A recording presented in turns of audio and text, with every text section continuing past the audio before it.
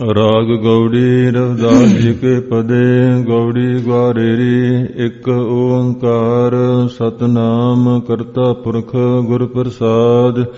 मेरी संगत पोच सोच दिन राती। वाहिगुरु जी का खालसा वाहिगुरु जी की फतेह। परम सत्कारयोग गुरु साहिब जी दी साजी निवाजी। गुरु ਸਰੂਪ गुरु खालसा साध संग जी आओ मन बिरतियां एकाग्र करो। जो लड़ीवार कथा जिस दा प्रवाह गौड़ी राग विच चल रहा सी, अज गौड़ी राग की संपूर्णता सतगुरु जी बख्शणगे। भगत रविदास जी के पावन अमृत वचन तो अज की कथा जिहड़ी है वो प्रारंभ हो रही है। पिछे जो भगत जी का शब्द नामदेव जी का आया सी, उहदियां अखीरलां तुकां दे विच जापहीन तापहीन कोलहीन कर्महीन नामे के स्वामी ते उतरे। भगत जी का पावन शब्द सी भगत नामदेव जी का, जिन्हां दी बड़ी लंबी उम्र हुई है। घुमाणा दे अंदर जिन्हां ने शरीर का परित्यागन कीता सी, वो भी गलती नाल, क्योंकि आप जी समाधि विच बैठे सी, किसी सेवक का कारज करन वास्ते सूक्ष्म शरीर द्वारा गए हुए सी। इन्हां दा संस्कार कर दिता सी। उस तरह 145 वरे की उम्र इन्हां दी सी। उस वेले बड़े महान भगत होए न। उन्हां दी जी जो बाणी गुरु अर्जन देव जी ने अंकित की संपूर्ण होई। इत्थे गौड़ी राग विच अगे हुण भगत रविदास जी का जिस प्रकार शब्द आ रहा है, गौड़ी राग दे अंदर ही आप जी श्रवण करो जी। राग गौड़ी रविदास जी के पदे। गौड़ी ग्वारेरी। ग्वारेरी जिहड़ी है जाति है गौड़ी दी। राग गौड़ी है। गौड़ी दे विच जो 13 किस्मां उहदे ग्वारे दी गौड़ी है। रविदास जी दे जिहड़े शब्द हैं, ये 4 शब्द आउणगे रविदास जी दे, और 4 पदियां वाले शब्द हैं। ये विच गिणती करोगे एक बड़ा भारी भेद मिलेगा। जिहड़े पदां की गिणती अंकां विच है वो 3-3 है। अखीरले शब्द की गिणती आऊगी 4। फिर इनू 4 पदियां वाले शब्द किवें कहने हैं, वो इस करके है क्योंकि पदे लिखे हुए है। ये आप लभण की गल है कि जिहड़ी राहौब वाली तुक है वो पद गिणती तो बाहर रखिया। चौथा पद वो है जिहड़ा अखीरला शब्द है। चौथा जिहड़ा 4 शब्दां विच उहदी फिर गिणती लिख के पद 4 पूरे कर दिते। उत्थे राहौब वाली तुक नूं गिणती तो बाहर रख लिया। ये शब्द विच इहो जिहा भेद है, शायद होर किसी शब्द विच ना मिले। ते इस करके आओ, मैं भी जदों विचार रहा सी, ये महापुरखों ने 4 पदे वाला शब्द कहा ते 3-3 पद लिखे भी आ रहे। बड़ी मुश्किल दे नाल ये कई बार ये बरीक तंदां उलझियां होईयां सुलझनियां औखियां हुंदियां। गुरु कृपा करे। आओ जिस प्रकार फिर ये अखर गुरु अर्जन देव जी महाराज दे लिखे हुए है। पहला मंगल करदे है ते सतगुरु महाराज साहब जी दे ओ अमृत वचन सुनो जी। एक ओंकार। एक अद्वितीय ओंकार सर्व का प्रकाशक है। ते अगे दसदे न सतनाम। सत सदा रहण वाला है। आद सच जुगाद सच है। पी सच नानक होसी पी सच। नास तो रहत नाम प्रसिद्ध है। ते अगे दसदे हन जी करता पुरख।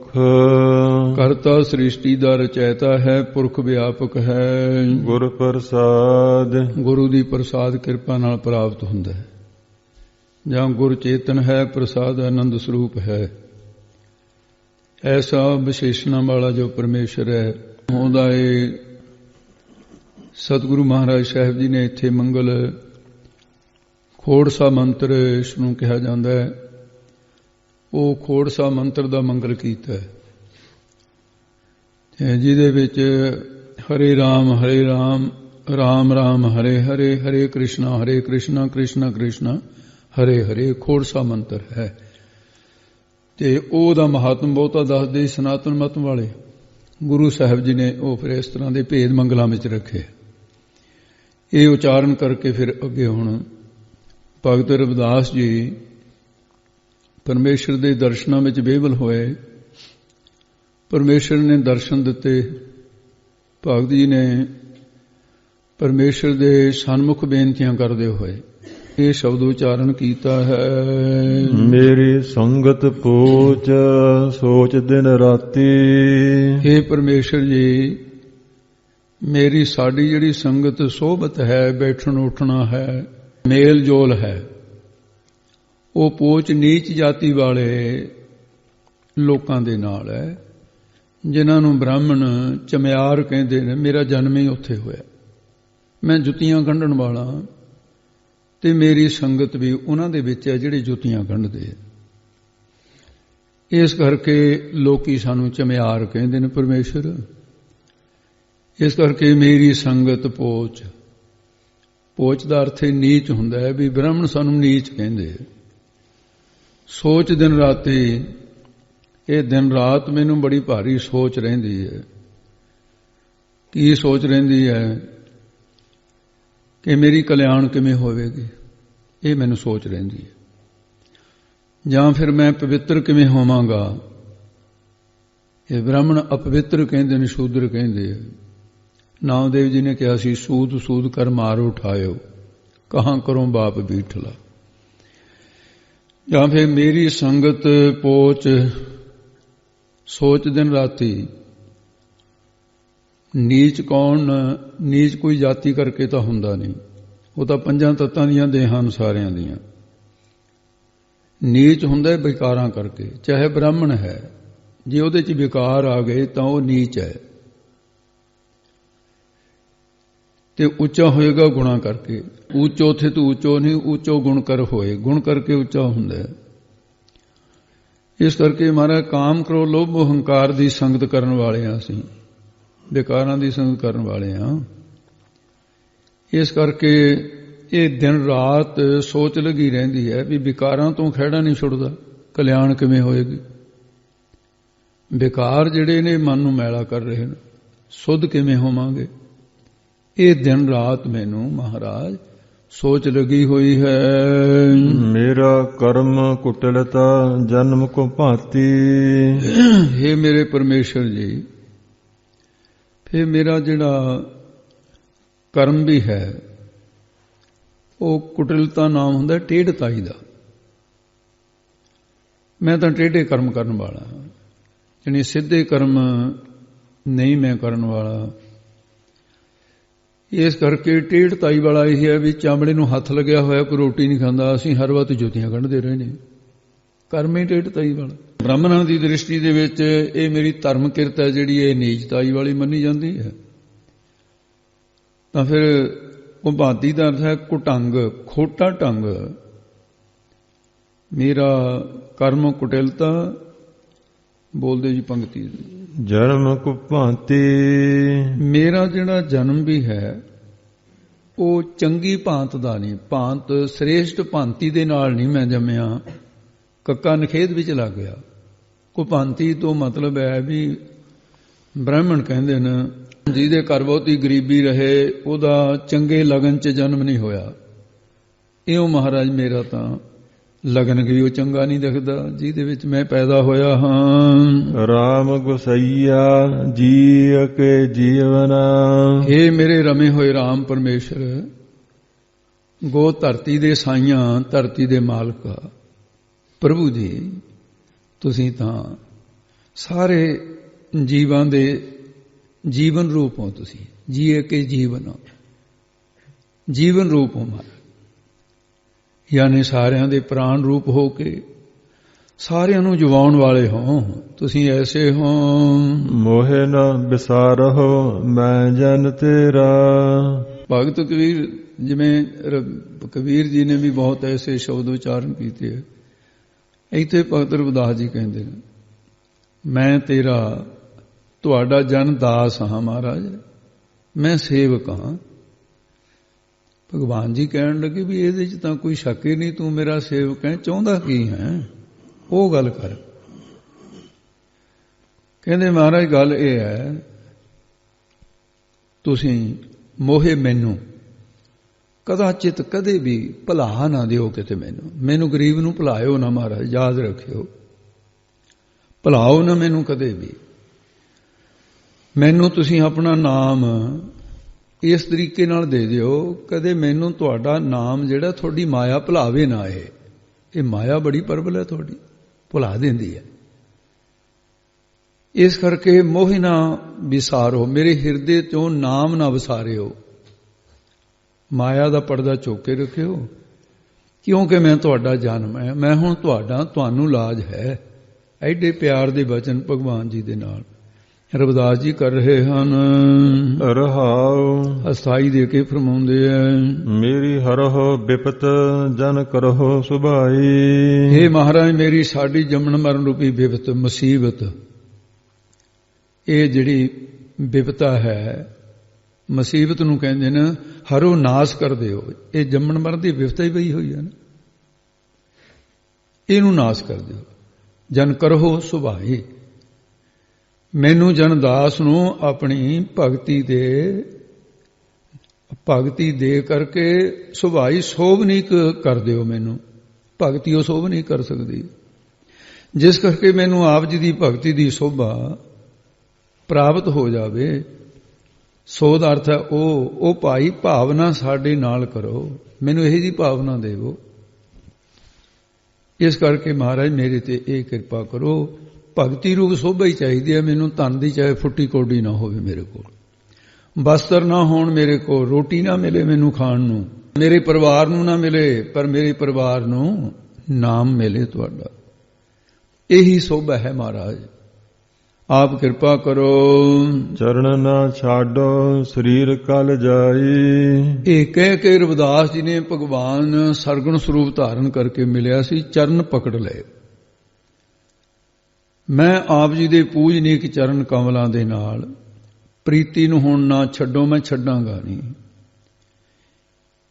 ਐਸੀ ਮੇਰੇ ਤੇ ਕਿਰਪਾ ਕਰੋ, ਤੁਹਾਡੇ ਚਰਨ ਮੇਰੀ ਸੁਰਤ ਛੱਡੇ ਨਾ ਕਦੇ ਵੀ, ਹਿਰਦੇ ਦੇ ਵਿੱਚ ਤੁਹਾਡੇ ਚਰਨ ਟਿਕੇ ਰਹਿਣ। ਇਸ ਕਰਕੇ ਭਾਵੇਂ ਸਰੀਰ ਜਿਹੜਾ ਤਨ ਹੈ ਮੇਰਾ, ਸਰੀਰ ਕੱਲ ਜਾਈ, ਸਰੀਰ ਭਾਵੇਂ ਤੇ ਕੱਲ ਨੂੰ ਜਾਂਦਾ ਹੋਇਆ ਅੱਜੇ ਚਲੇ ਜਾਵੇ, ਜਾਂ ਫਿਰ ਪਰਸੋਂ ਨੂੰ, ਇਹ ਵੀ ਅਰਥ ਕੀਤਾ ਹੈ, ਉਹ ਪਰਸੋਂ ਨੂੰ ਜਾਂਦਾ ਜਾਂਦਾ ਕੱਲ ਨੂੰ ਹੀ ਚਲਿਆ ਜਾਵੇ। ਦੂਸਰੇ ਦਾ ਸਰੀਰ ਨਾ ਮੈਂ ਚਰਨ ਨਾ ਛਾਡੋ ਸਰੀਰ ਕਲ ਜਾਈ। ਕਲ ਨਾਮ ਸੁੰਦਰ ਦਾ ਹੈ, ਇਹ ਸਰੀਰ ਹੈ ਤਾਂ 84 ਲੱਖ ਜੋਨ ਵਿੱਚ ਸੁੰਦਰ, ਭਾਵੇਂ ਇਹ ਚਲਿਆ ਜਾਵੇ, ਸਰੀਰ ਦੀ ਮੈਨੂੰ ਕੋਈ ਪਰਵਾਹ ਨਹੀਂ, ਪਰ ਚਰਨ ਨਾ ਛਾਡੋ, ਤੇਰੇ ਚਰਨ ਨਾ ਛੱਡਾਂ। ਤੇ ਇਸੇ ਤਰ੍ਹਾਂ ਕਿਹਾ, ਚਰਨ ਨਾ ਛਾਡੋ ਸਰੀਰ ਕਲ ਜਾਈ। ਸੋਹਣੇ ਤੁਹਾਡੇ ਜਿਹੜੇ ਕਲ ਨਾਮ ਸੁੰਦਰ ਹੈ, ਸੋਹਣੇ ਚਰਨ ਨਾ ਛਾਡਾਂ, ਚਰਨਾਂ ਕਮਲਾਂ ਨੂੰ ਪ੍ਰੀਤੀ ਨਹੀਂ ਕਦੇ ਵੀ ਛੱਡਾਂਗਾ। ਇਹ ਤਿੰਨ ਅਰਥ ਸੰਪਰਦਾ ਚ ਕੀਤੇ ਜਾਂਦੇ ਹਨ ਜੀ। ਕਹੋ ਰਵਿਦਾਸ ਪਰੋ ਤੇਰੀ ਸਾਬਾ। ਭਗਤ ਰਵਿਦਾਸ ਜੀ ਕਥਨ ਕਰਦੇ ਨੇ, ਹੇ ਮਹਾਰਾਜ, ਮੈਂ ਤੇਰੀ ਤੁਹਾਡੀ ਸਾਂਭਾ ਨਾਮ ਪਨਾਹ ਦਾ ਹੈ, ਸ਼ਰਨ ਦਾ ਹੈ, ਪਰੋ ਪਿਆ ਹਾਂ, ਆਪ ਕਿਰਪਾ ਕਰ ਦਿਓ। ਬੇਗ ਮਿਲੋ ਜਨ ਕਰਨਾ ਬਿਲੰਬਾ। ਕਿਰਪਾ ਦ੍ਰਿਸ਼ਟੀ ਨਾਲ ਮੈਨੂੰ ਜਨਦਾਸ ਨੂੰ ਬੇਗ ਨਾਮ ਛੇਤੀ ਦਾ ਹੈ, ਛੇਤੀ ਦੇ ਕੇ ਮਿਲਿਆ ਕਰੋ, ਤੁਸੀਂ ਦੇਰ ਨਾ ਲਾਇਆ ਕਰੋ ਮਹਾਰਾਜ। ਜਦੋਂ ਮਿਲੇ ਨਹੀਂ ਸੀ ਉਦੋਂ ਐਸੀ ਤੜਫਦੀ, ਬੇਗ ਮਿਲੋ ਮਹਾਰਾਜ, ਜਲਦੀ ਦੇ ਕੇ ਮਿਲੋ, ਮੇਰੇ ਤੋਂ ਇੰਤਜ਼ਾਰ ਨਹੀਂ ਹੋਰ ਹੁੰਦਾ। ਹੁਣ ਤੁਸੀਂ ਕਿਰਪਾ ਕਰੋ, ਮਿਲਿਓ ਤਾਂ ਫਿਰ ਹੁਣ ਉਧਾਰ ਕਰਨ ਦੇ ਲਈ ਬੇਗ ਮਿਲੋ। ਅੱਗੇ ਬੋਲਦੇ ਜੀ, ਜਨ ਬੇਗ ਮਿਲੋ ਜਨ ਕਰਨਾ ਬਿਲੰਬਾ।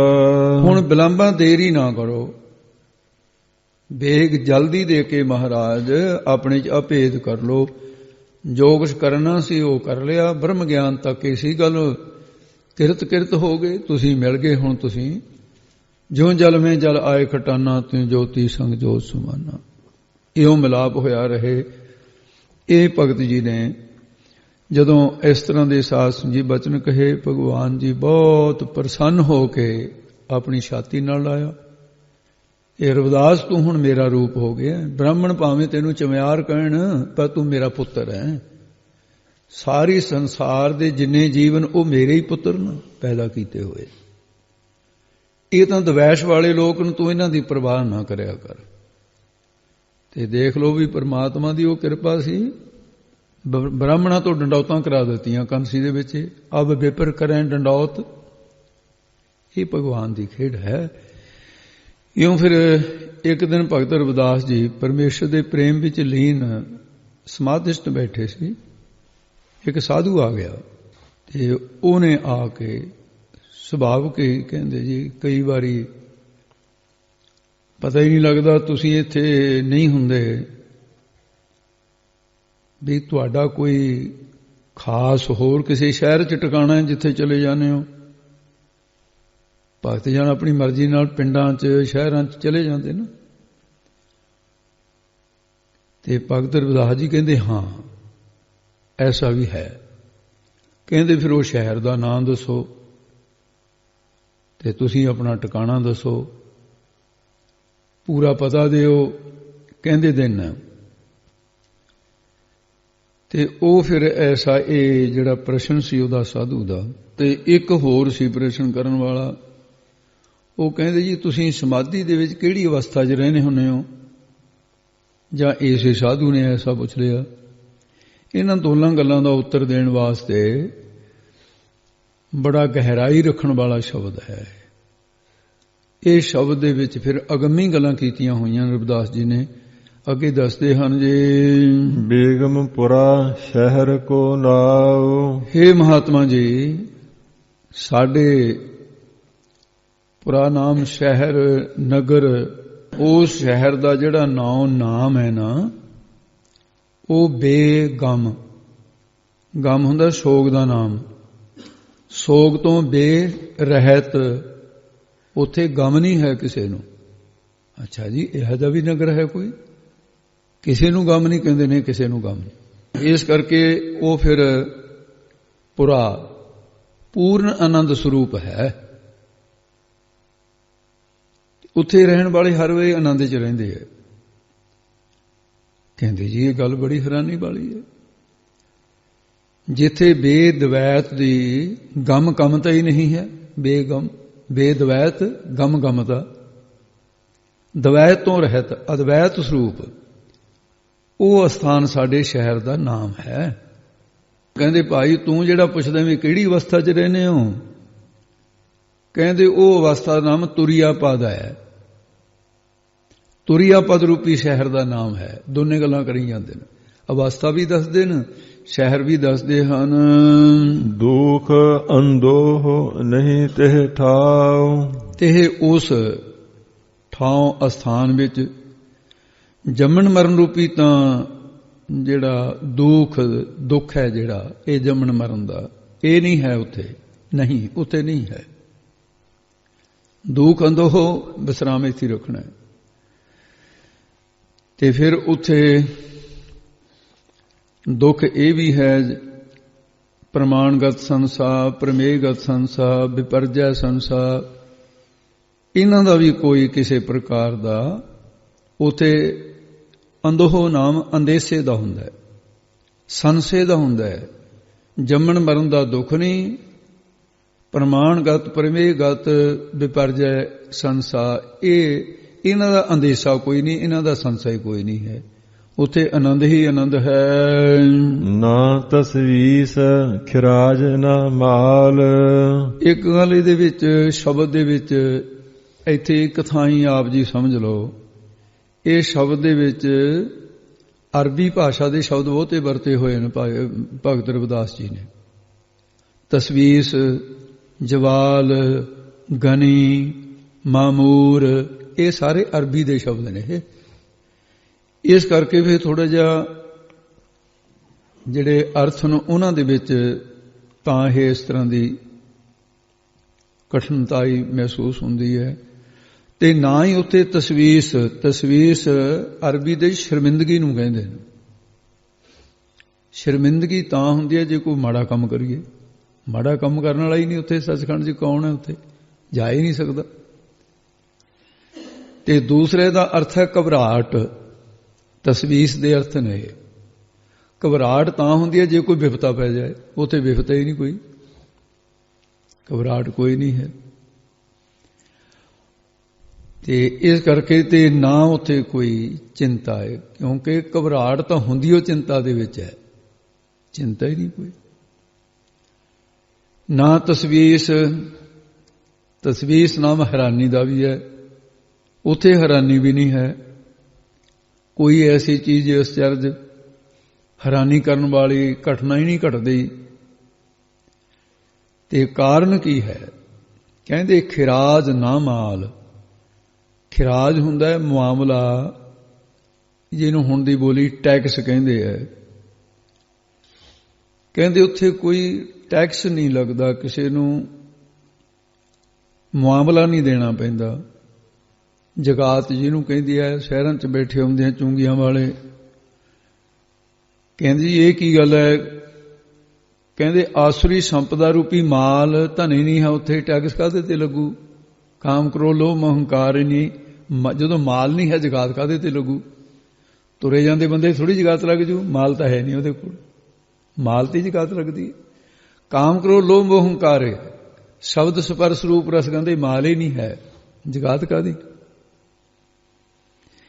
ਇਸ ਕਰਕੇ ਇਹ ਫਿਰ ਮਾਲ ਧਨ ਉੱਥੇ ਹੈ ਹੀ ਨਹੀਂ। ਧਨ ਹੋਊਗਾ ਉਹਦੇ ਤੇ ਹੀ ਟੈਕਸ ਲਾਉਂਦੀ ਹੈ ਸਰਕਾਰ, ਤੈਨੂੰ ਇੰਨੀ ਆਮਦਨ ਹੈ। ਕਹਿੰਦੇ ਹੁਣ ਮੇਰੇ ਕੋਲ ਹੈ ਹੀ ਨਹੀਂ, ਕਾਮ ਕਰੋ ਦਾ ਧਨ ਹੀ ਨਹੀਂ ਹੈ। ਇਸ ਪ੍ਰਕਾਰ ਫਿਰ ਕਹਿੰਦੇ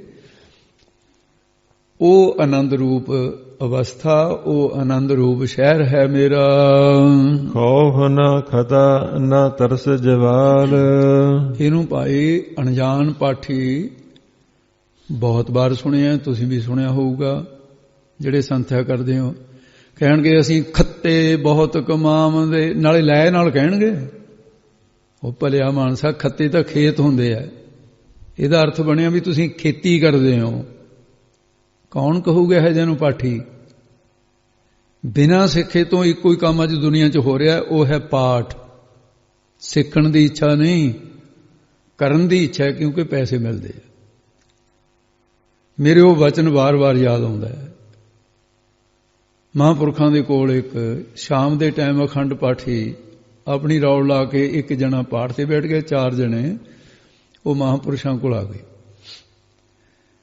ਜਿਹਨੇ ਰੌਲ ਲਾਈ ਸੀ, ਮਹਾਂਪੁਰਸ਼ ਕਹਿੰਦੇ ਭਾਈ ਆ ਜਿਹੜਾ ਹੁਣੇ ਪਾਠੀ ਪਾਠ ਤੇ ਸੀ ਕੌਣ ਹੈ? ਕਹਿੰਦਾ ਜੀ ਮੈਂ ਸੀ।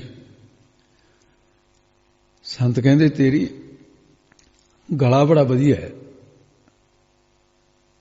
ਤੇਰਾ ਜਿਹੜੀ ਸੁਰ ਹੈ ਨਾ, ਕਹਿੰਦੇ ਬਹੁਤ ਵਧੀਆ ਗਲਾ ਹੈ। ਉਹ ਤਾਂ ਭੁੱਲ ਗਿਆ ਵੀ ਐਡੇ ਬੜੇ ਵਿਦਵਾਨ ਮਹਾਂਪੁਰਸ਼ ਮੈਨੂੰ ਮੇਰੀ ਸ਼ਲਾਘਾ ਕਰਦੇ ਨੇ। ਕਹਿੰਦਾ ਬਸ ਜੀ ਕਿਰਪਾ ਆਪ ਜੀ ਦੀ। ਕਹਿੰਦੇ ਮੇਰੀ ਤਾਂ ਕੀ ਕਿਰਪਾ ਹੋਣੀ ਆ, ਵੀ ਜੇ ਗੁਰੂ ਦੀ ਕਿਰਪਾ ਚਾਹੁੰਦਾ ਹੈ, ਜਿੱਥੇ ਤੇਰੀ ਆਵਾਜ਼ ਵਧੀਆ, ਤੇਰਾ ਪਾਠ ਵਧੀਆ ਨਹੀਂ ਹੈਗਾ, ਫੇਰ ਫੂਕ ਜੀ ਨਿਕਲ ਗਈ ਇੱਕ ਲਫ਼ਜ਼। ਕਹਿੰਦੇ ਜੀ ਮੇਰੇ ਪਾਠ ਨੂੰ ਕੀ ਹੋਇਆ? ਗੁੱਸਾ ਆ ਗਿਆ ਨਾ। ਕਹਿੰਦੇ ਅੱਖਰ ਤਾਂ ਕੋਈ ਵੀ ਸਾਬਤ ਨਹੀਂ ਬੋਲਦਾ ਤੂੰ ਦੀਰਘ ਮਾਤਰਾ ਵੀ ਛੱਡਦਾ, ਲਘੂ ਮਾਤਰਾ ਤਾਂ ਚਲੋ ਬਹੁਤ ਸਾਰਿਆਂ ਤੋਂ ਰਹਿ ਜਾਂਦੀ ਹੈ, ਤੈਨੂੰ ਤਾਂ ਪਾਠ ਦਾ ਇਹ ਵੀ ਨਹੀਂ ਪਤਾ ਵਿਸਰਾਮ ਕਿੱਥੇ ਆ, ਉਚਾਰਨ ਕੀ ਹੈ, ਤੇ ਤੂੰ ਸੰਥਿਆ ਲੈ। ਕਹਿੰਦਾ ਜੀ ਕਿੰਨਾ ਟਾਈਮ ਲੱਗਦਾ ਸੰਥਾਂ ਨੂੰ? ਸੰਤ ਕਹਿੰਦੇ 1 ਸਾਲ ਤਾਂ ਸਬਰ ਕਰਨਾ ਹੀ ਪੈਂਦਾ, 1 ਸਾਲ ਲੱਗ ਜੂਗਾ ਪਾਠੀ ਬਣਨ ਨੂੰ। ਕਹਿੰਦਾ ਅੱਛਾ ਜੀ। ਕਹਿੰਦੇ ਫਿਰ ਇੱਕ ਗੱਲ ਦੱਸੋ ਮਹਾਂਪੁਰਸ਼ੋ। ਕਹਿੰਦੇ ਕੀ? ਕਹਿੰਦੇ ਜਿਹਦੀ ਸੰਥਿਆ ਕਰੀ ਵੀ ਹੁੰਦੀ ਹੈ ਉਹਨੂੰ ਪੈਸੇ ਦੂਜਿਆਂ ਨਾਲੋਂ ਵੱਧ ਮਿਲਦੇ ਨਾ? ਕਹਿੰਦੇ ਨਹੀਂ ਭਾਈ, ਪੈਸੇ ਤਾਂ ਉਨੇ ਮਿਲਦੇ। ਕਹਿੰਦਾ ਫਿਰ ਕਾਹਨੂੰ 1 ਸਾਲ ਖਰਾਬ ਕਰਨਾ ਹੈ? ਇੱਥੇ ਤਾਂ ਪਾਠੀ ਖੜੇ ਨੇ ਅੱਜ ਕੱਲ, ਖਰਾਬ ਕਰਨਾ ਦੱਸਿਆ। ਸੰਥਿਆ ਕਾਹਦੇ ਲਈ ਕਹਿਣੀ ਆ? ਪੈਸੇ ਤਾਂ ਉਨੇ ਮਿਲੀ ਜਾਣੇ ਨੇ।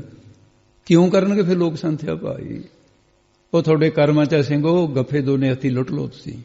ਸਮਾਂ ਬੀਤ ਗਿਆ ਸੰਥਿਆ ਵਾਲਿਆਂ ਦਾ ਹੁਣ। ਇਸੇ ਕਰਕੇ ਜਿਹੜਾ ਗਲਤ ਬਾਣੀ ਪੜ੍ਹਨ ਦਾ ਪਾਪ ਹੈ, ਹੁਣ ਪਾਠ ਦੇ ਥਾਂ ਤੇ ਪਾਪ ਜ਼ਿਆਦਾ ਹੁੰਦਾ, ਪਾਠ ਥੋੜੇ ਹੁੰਦੇ ਨੇ। ਚਾਹੇ ਸ਼੍ਰੋਮਣੀ ਕਮੇਟੀ ਹੈ, ਚਾਹੇ ਭਾਈ ਦੂਸਰੀਆਂ ਸੰਸਥਾਵਾਂ ਨੇ, ਅੱਖਾਂ ਬੰਦ ਕੀਤੀਆਂ ਨੇ, ਇਹ ਤਾਂ ਮਹਾਂਪੁਰਖਾਂ ਨੇ ਦੋਨੇ ਹੱਥੀਂ ਗੱਫੇ ਵਰਤਾ ਲਏ, ਸੰਤ ਗਿਆਨੀ ਗੁਰਬਚਨ ਸਿੰਘ ਜੀ ਨੇ ਜਾਂ ਉਹਨਾਂ ਦੇ ਵਿਦਿਆਰਥੀ ਸੰਤ ਗਿਆਨੀ ਮੋਹਨ ਸਿੰਘ ਜੀ ਵਰਗੇ, ਸੰਤ ਕਰਤਾਰ ਸਿੰਘ ਜੀ ਵਰਗੇ ਪਰਉਪਕਾਰ ਕਰ ਗਏ। ਗੁਰੂ ਕਿਰਪਾ ਕਰੇ। ਇਹਨੂੰ ਪੋਲਾ ਪਾਠ ਬੋਲਣਾ, ਖਤਾ ਖੱਤਾ ਨਹੀਂ ਕਹਿਣਾ, ਖੌਫ ਨਾ ਖਤਾ। ਖਤਾ ਨਾਮ ਹੈ ਗੁਨਾਹ ਦਾ, ਖੱਤਾ ਨਾਮ ਹੈ ਖੇਤ ਦਾ। ਕਿੰਨਾ ਅਰਥ ਦਾ ਫਰਕ ਪੈ ਗਿਆ? ਇਹ ਤਾਂ ਹੀ ਪਤਾ ਚੱਲੂਗਾ ਨਾ। ਇਸੇ ਕਰਕੇ ਬਾਰ-ਬਾਰ ਕਹੀਦਾ ਭਾਈ ਮਿਹਨਤਾਂ ਕਰ ਲੋ, ਸਮਾਂ ਤਾਂ ਲੰਘ ਗਿਆ ਹੱਥੋਂ, ਗਾਹਾਂ ਗਾਹਾਂ ਸਮਾਂ ਤਾਂ ਭਿਆਨਕ ਹੀ ਹੈ। ਇਹ ਗੁਰੂ ਕਿਰਪਾ ਕਰੇ। ਹੁਣ ਤੁਸੀਂ ਇੱਥੇ ਹੀ ਦੇਖ ਲਓ, ਆਪਣੇ ਇਸੇ ਸਥਾਨ ਤੇ ਜਿਹੜੇ ਸਿੰਘਾਂ ਨੇ ਗਿਣਤੀ ਕੀਤੀ ਉਹਨਾਂ ਨੇ ਦੱਸਿਆ 93 ਵਿਦਿਆਰਥੀ ਹੁੰਦੇ ਸੀ। 93 ਥੋੜੇ ਹੁੰਦੇ ਨਾ, ਤੇ ਹੁਣ ਤੁਸੀਂ ਕਿੰਨੇ ਕਾ? ਹੁਣ ਤੁਸੀਂ ਤੇ ਆਪ ਗਿਣਤੀ ਕਰ ਲਓ। ਸਮਾਂ ਲੰਘ ਗਿਆ। ਖਤਾ ਪਾਠ ਬੋਲ ਰਹੇ, ਖੌਫ ਨਾ ਖਤਾ ਨਾ ਤਰਸ ਜਵਾਲ। ਦੁਬਾਰੇ ਬੋਲਦੇ ਚਾਹੀਦਾ ਜੀ ਕੋਈ। ਖੌਫ ਨਾ ਖਤਾ ਨਾ ਤਰਸ ਜਵਾਲ। ਇਹ ਤਾਂ ਅਸੀਂ ਪਾਠ ਦੀ ਸੁੱਤ ਆਈ ਵੀ ਇਉਂ ਬੋਲਣਾ, ਨਾ ਤਾਂ ਕਿਸੇ ਪ੍ਰਕਾਰ ਦੇ ਉੱਤੇ ਖੌਫ ਡਰ ਹੈ। ਕਿਉਂ ਡਰ ਕਿਹਨੂੰ ਹੁੰਦਾ ਹੈ? ਜਿਹੜਾ ਗੁਨਾਹ ਕਰੇ, ਪਾਪ ਕਰੇ। ਨਾ ਡਰ ਤੇ ਨਾ ਖਤਾ ਗੁਨਾਹ। ਉਤੇ ਗੁਨਾਹ ਹੀ ਕੋਈ ਨਹੀਂ ਤੇ ਡਰ ਕੋਈ ਨਹੀਂ। ਖੌਫ ਨਾ ਭੈ ਦਾ। ਭੈ ਤਾਂ ਹੀ ਹੁੰਦਾ ਜੇ ਗੁਨਾਹ ਕਰੂਗਾ ਕੋਈ। ਜਦੋਂ ਸਰੂਪ ਵਿੱਚ ਕੋਈ ਗੁਨਾਹ ਹੀ ਨਹੀਂ ਹੈ ਤਾਂ ਫਿਰ ਡਰ ਕਿਸ ਪ੍ਰਕਾਰ ਦਾ ਹੋਏਗਾ? ਖੌਫ ਨਾ ਖਤਾ ਨਾ ਤਰਸ ਜਵਾਲ। ਦੁਬਾਰੇ ਬੋਲ ਦਈਏ ਇੱਕ ਵਾਰੀ। ਨਾ ਤਰਸ ਜਵਾਲ। ਨਾ ਹੀ ਉਤੇ ਤਰਸ ਨਾਮ ਹੈ ਦਇਆ ਦਾ। ਭਾਵ ਕੀ ਹੈ? ਤਰਸ ਉਤੇ ਕਰੀਦਾ ਹੈ ਜੇ ਕੋਈ ਦੁਖੀ ਹੋਵੇ, ਕਹਿੰਦਾ ਉਹ ਮੈਂ ਬਹੁਤ ਦੁਖੀ, ਮੇਰੇ ਤੇ ਤਰਸ ਕਰ। ਉੱਥੇ ਤਾਂ ਆਨੰਦ ਸਰੂਪ ਜਿਹੜਾ ਦੁਖੀ ਹੈ ਹੀ ਨਹੀਂ ਕੋਈ।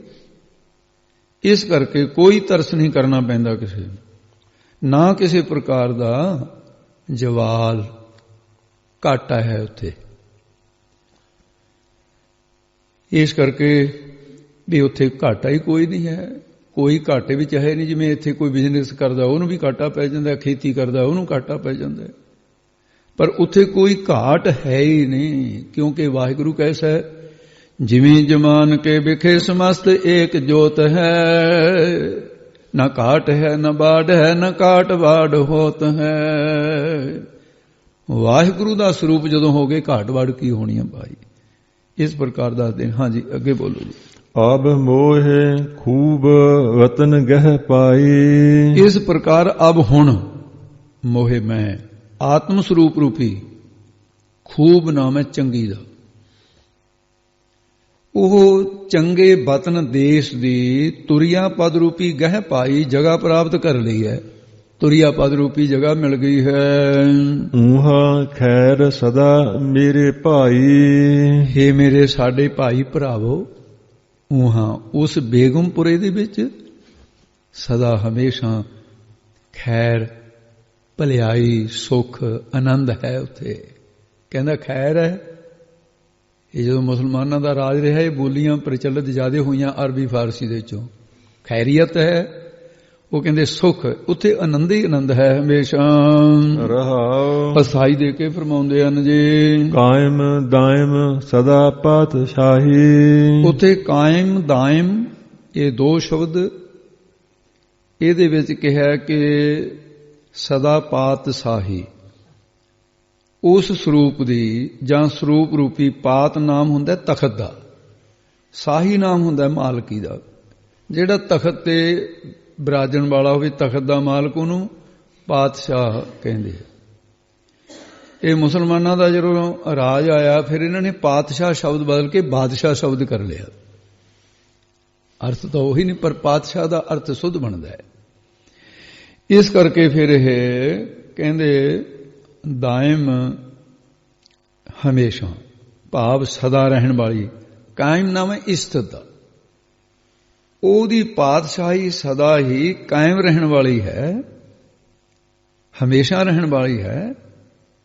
ਐਸਾ ਉਹਦਾ ਤਖਤ ਹੈ। ਸੱਚਖੰਡ ਵਸੈ ਨਿਰੰਕਾਰ, ਕਰ ਕਰ ਵੇਖੈ ਨਦਰ ਨਿਹਾਲ।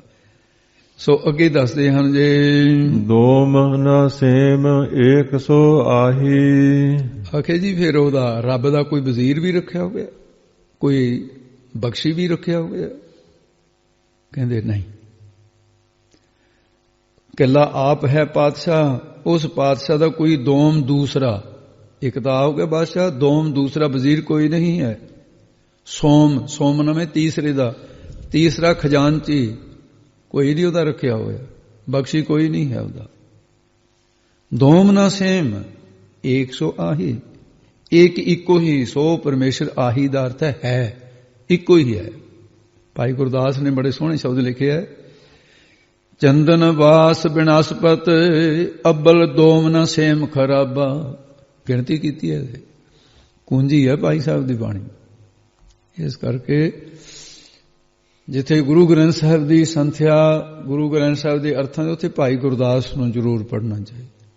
ਹੁਣ ਤਾਂ ਸੌਖਾ ਹੋ ਗਿਆ ਤੁਹਾਡੇ ਲਈ ਕੰਮ, ਵੱਡਾ ਖਜ਼ਾਨਾ ਤਿਆਰ ਹੋ ਚੁੱਕਾ ਹੈ, ਮਹਾਰਾਜ ਨੇ ਤਿਆਰ ਕਰਵਾਇਆ, ਉਹਨਾਂ ਦਾ ਖਜ਼ਾਨਾ ਹੈ, ਉਹਨਾਂ ਨੇ ਕਰਵਾ ਲਿਆ, ਬਹਾਨਾ ਚਲੋ ਸਰੀਰਾਂ ਦਾ ਹੈ, ਕਿਸੇ ਦੁਆਰਾ ਹੋ ਗਿਆ। ਇਹ ਵੱਡਾ ਕਾਰਜ ਮਹਾਰਾਜ ਸਾਹਿਬ ਜੀ ਨੇ ਇਹ ਵੀ ਕਰਵਾ ਲਿਆ। ਆ ਪੂਰਨਮਾਸ਼ੀ ਨੂੰ ਭਾਈ ਗੁਰਦਾਸ ਦੀਆਂ 12 ਦੀ ਸੰਪੂਰਨਤਾ ਦੀ ਅਰਦਾਸ ਹੋਣੀ ਹੈ। ਉਹ ਵਿਆਖਿਆ ਸਾਰੀ ਜਿਹੜੀ ਹੈ ਲਿਖਤ ਰੂਪ ਦੇ ਵਿੱਚ ਮਹਾਰਾਜ ਨੇ ਬਖਸ਼ ਦਿੱਤੀ ਹੈ। ਸੋ ਭਾਈ ਗੁਰਦਾਸ ਦਾ ਇਹ ਪ੍ਰਮਾਣ ਸੀ। ਤੇ ਉਸ ਸਰੂਪ ਦੇ ਵਿੱਚ ਦੋਮ ਦੂਰਾਪਨ ਜਿਹੜਾ ਹੈ, ਦਵੈਤ ਨਹੀਂ ਹੈ ਉੱਥੇ। ਸੇਮ 3 ਗੁਣ, 3 ਪ੍ਰਕਾਰ ਦੀ ਬਾਸ਼ਨਾ, ਸੁਤਵੇਤ ਲੋਕ ਏਕ ਨਾ ਤੀਨੀ, ਇਹ ਵੀ ਨਹੀਂ ਹੈ ਉੱਥੇ, 3 ਬਾਸ਼ਨਾ ਨਹੀਂ ਹੈ। ਸੁਤ ਪੁੱਤਰ ਦੀ ਬਾਸ਼ਨਾ, ਧਨ ਦੀ ਬਾਸ਼ਨਾ, ਲੋਕ ਬਾਸ਼ਨਾ, 3 ਬਾਸ਼ਨਾ ਨਹੀਂ ਹੈ ਉੱਥੇ। ਤੇ 3 ਉੱਥੇ ਦੋਮ ਨਾ ਸੇਮ, ਦੋਮ ਦਵੈਸ਼ ਜਿੱਥੇ ਨਹੀਂ ਹੈ, ਦੂਆਪਣ ਨਹੀਂ, ਜੀਵ ਈਸ਼ ਦੀ ਏਕਤਾ ਹੋ ਗਈ, ਜੀਵਪਣ ਨਹੀਂ, ਈਸ਼ਵਰਪਣਾ ਨਹੀਂ। 3 ਜਾਗਰਤ ਸੁਪਨ ਸੁਖੋਪਤੀ ਅਵਸਥਾ, ਇਹ ਵੀ 3 ਨਹੀਂ ਹਨ। ਨਾ ਜਾਗਰਤ ਅਵਸਥਾ ਹੈ, ਨਾ ਸੁਪਨ ਅਵਸਥਾ ਹੈ, ਨਾ ਸੁਖੋਪਤੀ ਅਵਸਥਾ। ਜਾਮ ਹੈ ਦੋਮ ਨਾ ਸੇਮ ਏਕ ਸੋ ਆਹੀ। 3 ਦੇਹਾਂ, ਕਾਰਨ ਸਰੀਰ, ਸੂਖਮ ਸਰੀਰ, ਅਸਥੂਲ ਸਰੀਰ, ਇਹ ਨਹੀਂ ਹੈ ਕੋਈ। ਸੋ ਉਹ ਇੱਕ ਅਦਵੈਤ ਸਰੂਪ ਆਹੀ ਹੈ, ਇੱਕੋ ਹੀ ਅਖੰਡ ਜੋਤੀ ਸਰੂਪ ਰਹਿ ਗਿਆ, ਚੇਤਨ ਸਰੂਪ ਹੀ ਹੈ। ਆਬਾਦਾਨ ਸਦਾ ਮਸ਼ਹੂਰ, ਤੇ ਉਹ ਸਦਾ ਹਮੇਸ਼ਾ ਹੀ ਭਗਤਾਂ ਦੀ ਆਬਾਦਾਨ, ਆਬਾਦੀ ਕਰਕੇ, ਆਬਾਦੀ ਵਾਲੇ ਨੂੰ ਆਬਾਦਾਨ ਕਹਿੰਦੇ ਆ। ਉਹ ਆਬਾਦਾਨ ਬਸਿਆ ਹੋਇਆ ਹੈ।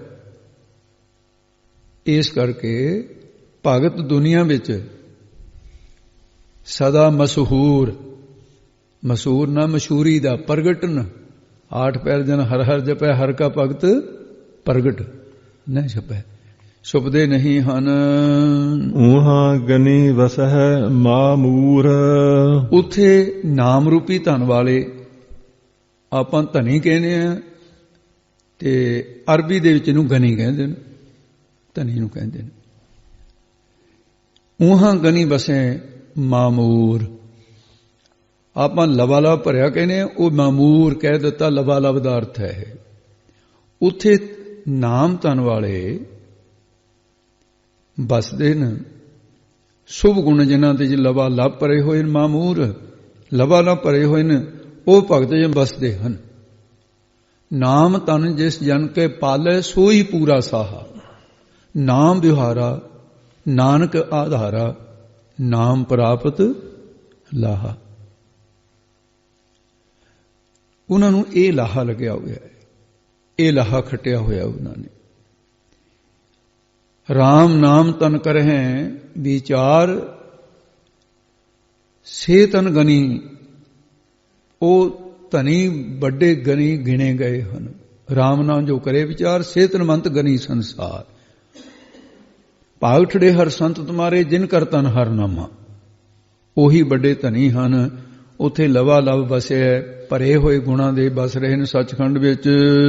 ਤਿਉ ਤਿਉ ਸੈਲ ਕਰਹਿ ਜਿਉ ਭਾਵੈ, ਉਹਨਾਂ ਭਗਤ ਜਨਾਂ ਨੂੰ ਜਿਉਂ ਜਿਵੇਂ ਜਿਵੇਂ ਭਾਵੇ ਪਾਉਂਦਾ ਹੈ, ਤਿਉਂ ਤਿਉਂ ਤਿਵੇਂ ਤਿਵੇਂ ਹੀ ਉਸ ਆਨੰਦ ਸਰੂਪ ਵਿੱਚ ਸੈਲ ਨਾਮ ਵਿਚਰਨ ਦਾ ਹੁੰਦਾ ਹੈ। ਫਲਾਣਾ ਕਹਿੰਦੇ ਸਵੇਰ ਵੇਲੇ ਜੀ ਸੈਰ ਕਰਨ ਚੱਲੇ ਆ, ਵਿਚਰਨ ਦਾ ਮਤਲਬ ਹੈ, ਵਿਚਰਨ ਦਾ ਮਤਲਬ ਵੀ ਹੈ ਵਿਸ਼ੇਸ਼ ਕਰਕੇ ਤੁਰਨਾ ਫਿਰਨਾ। ਉਹ ਵਿਚਰਨਾ ਕਰਦੇ ਹੈ ਜਿਵੇਂ ਜਿਵੇਂ ਉਹਨਾਂ ਨੂੰ ਪਾਉਂਦਾ ਹੈ।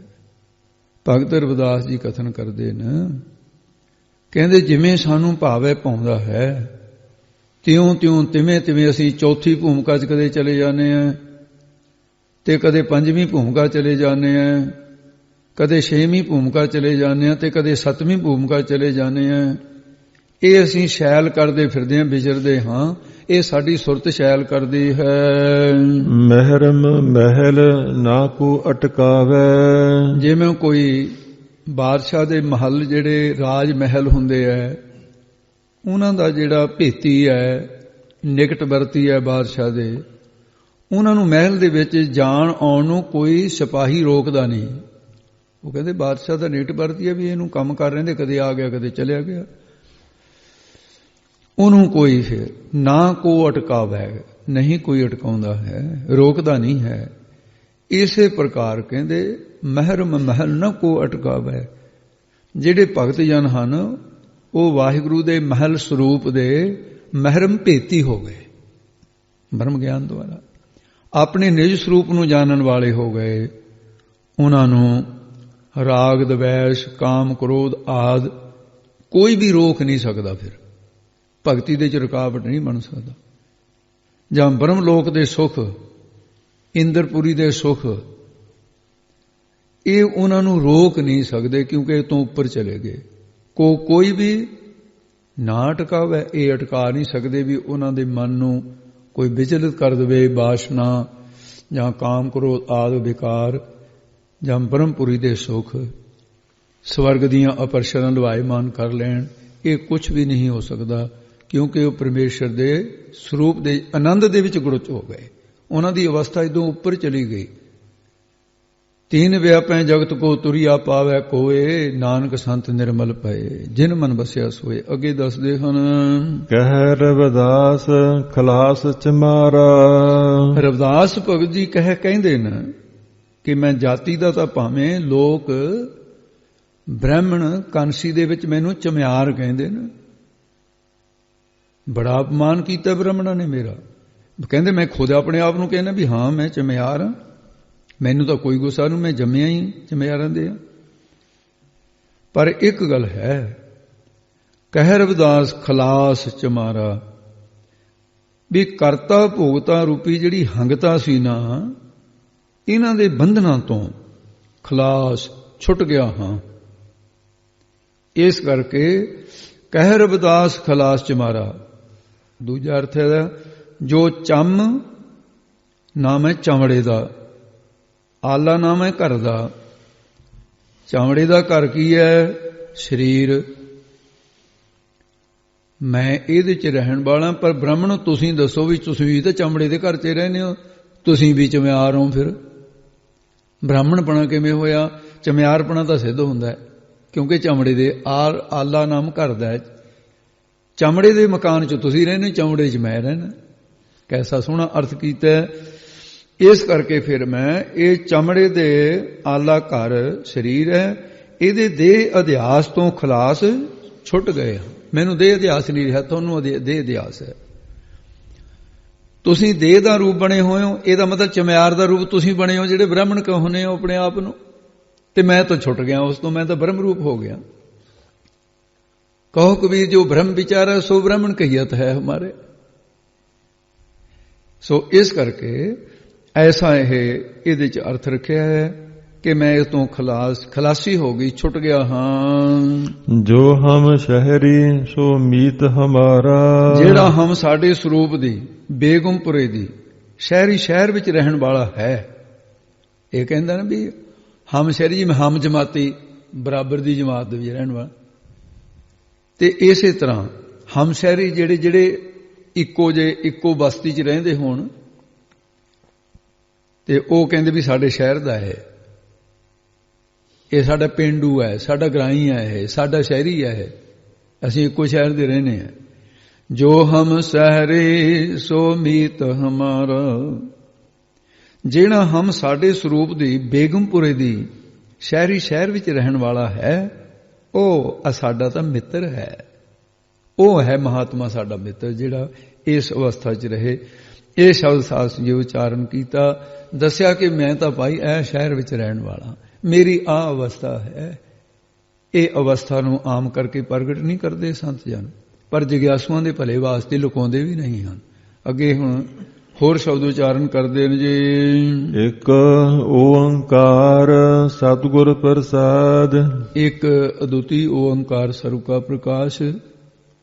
ਇਹ ਅੱਗੇ ਦੱਸਦੇ ਨੇ ਸਤਿਗੁਰ ਪ੍ਰਸਾਦ ਬੋਲਦੇ ਸਤਿਗੁਰ ਪ੍ਰਸਾਦ। ਸਤਿਗੁਰਾਂ ਦੀ ਪ੍ਰਸਾਦ ਕਿਰਪਾ ਨਾਲ ਪ੍ਰਾਪਤ ਹੁੰਦਾ ਹੈ, ਜਾਂ ਸਤਨਾਸ ਤੋਂ ਰਹਿਤ ਗੁਰ ਚੇਤਨ ਪ੍ਰਸਾਦ ਆਨੰਦ ਸਰੂਪ ਹੈ ਵਾਹਿਗੁਰੂ। ਗੌੜੀ ਬੈਰਾਗਣ ਰਵਿਦਾਸ ਜੀਓ। ਤੇ ਰਵਿਦਾਸ ਜੀ ਜੀਓ ਆਦਰ ਬੋਧਕ ਸ਼ਬਦ ਹੈ, ਰਵਿਦਾਸ ਜੀ ਦਾ ਸ਼ਬਦ ਹੈ। ਗੌੜੀ ਹੈ ਬੈਰਾਗਣ ਹੈ, ਜਾਤੀ ਬਦਲ ਗਈ ਹੈ। ਇਹਦੇ ਵਿੱਚ ਗੌੜੀ ਬੈਰਾਗਣ ਜਾਤੀ ਰਵਿਦਾਸ ਜੀ ਨੇ ਉਚਾਰਨ ਕਿ ਇਹ ਅੱਖਰ ਗੁਰੂ ਅਰਜਨ ਦੇਵ ਜੀ ਦੇ ਲਿਖਵਾਏ ਨੇ ਭਾਈ ਗੁਰਦਾਸ ਸਾਹਿਬ ਜੀ ਤੋਂ। ਇੱਕ ਦਿਨ ਭਗਤ ਰਵਿਦਾਸ ਜੀ ਦੇ ਪਾਸ ਇੱਕ ਉਹਨਾਂ ਦਾ ਸ਼ਰਧਾਲੂ ਆਇਆ। ਉਹਨੇ ਬੇਨਤੀ ਕੀਤੀ, ਕਹਿੰਦੇ ਭਗਤ ਜੀ ਤੁਹਾਡੇ ਘਰ ਸਾਧੂ ਮਹਾਤਮਾ ਬੜੇ ਆਉਂਦੇ ਰਹਿੰਦੇ ਹੈ, ਕਈ ਵਾਰੀ ਲੰਗਰ ਮਸਤਾਨਾ ਹੀ ਹੋ ਜਾਂਦਾ ਹੈ, ਗਰੀਬੀ ਬਾਹਲੀ ਹੈ ਘਰ ਵਿੱਚ, ਜੁੱਤੀਆਂ ਗੰਢਦੇ ਹੋ, ਪੈਸਾ ਨਹੀਂ ਮੰਗਦੇ ਕਿਸੇ ਤੋਂ, ਵੀ ਇਸ ਤਰ੍ਹਾਂ ਕਿਵੇਂ ਕੰਮ ਚੱਲੂਗਾ। ਤੇ ਤੁਸੀਂ ਇਉਂ ਕਰੋ ਵੀ ਮੈਂ ਵਪਾਰ ਕਰਦਾ, ਬੈਲਾਂ ਤੇ ਸਮਾਨ ਲੈ ਕੇ ਆਉਣਾ, ਲੈ ਕੇ ਜਾਣਾ। ਉਹਨੂੰ ਟਾਂਡਾ ਕਹਿੰਦੇ ਸੀ, ਮੇਰੇ ਕੋਲ ਟਾਂਡਾ ਹੈ। ਬੈਲਾਂ ਦੇ ਸਮੂਹ ਨੂੰ ਟਾਂਡਾ ਕਹਿੰਦੇ ਨੇ। ਇਸ ਕਰਕੇ ਤੁਸੀਂ ਇੱਕ ਬੈਲ ਖਰੀਦ ਕੇ ਸਾਡੇ ਟਾਂਡੇ 'ਚ ਪਾ ਦਿਓ।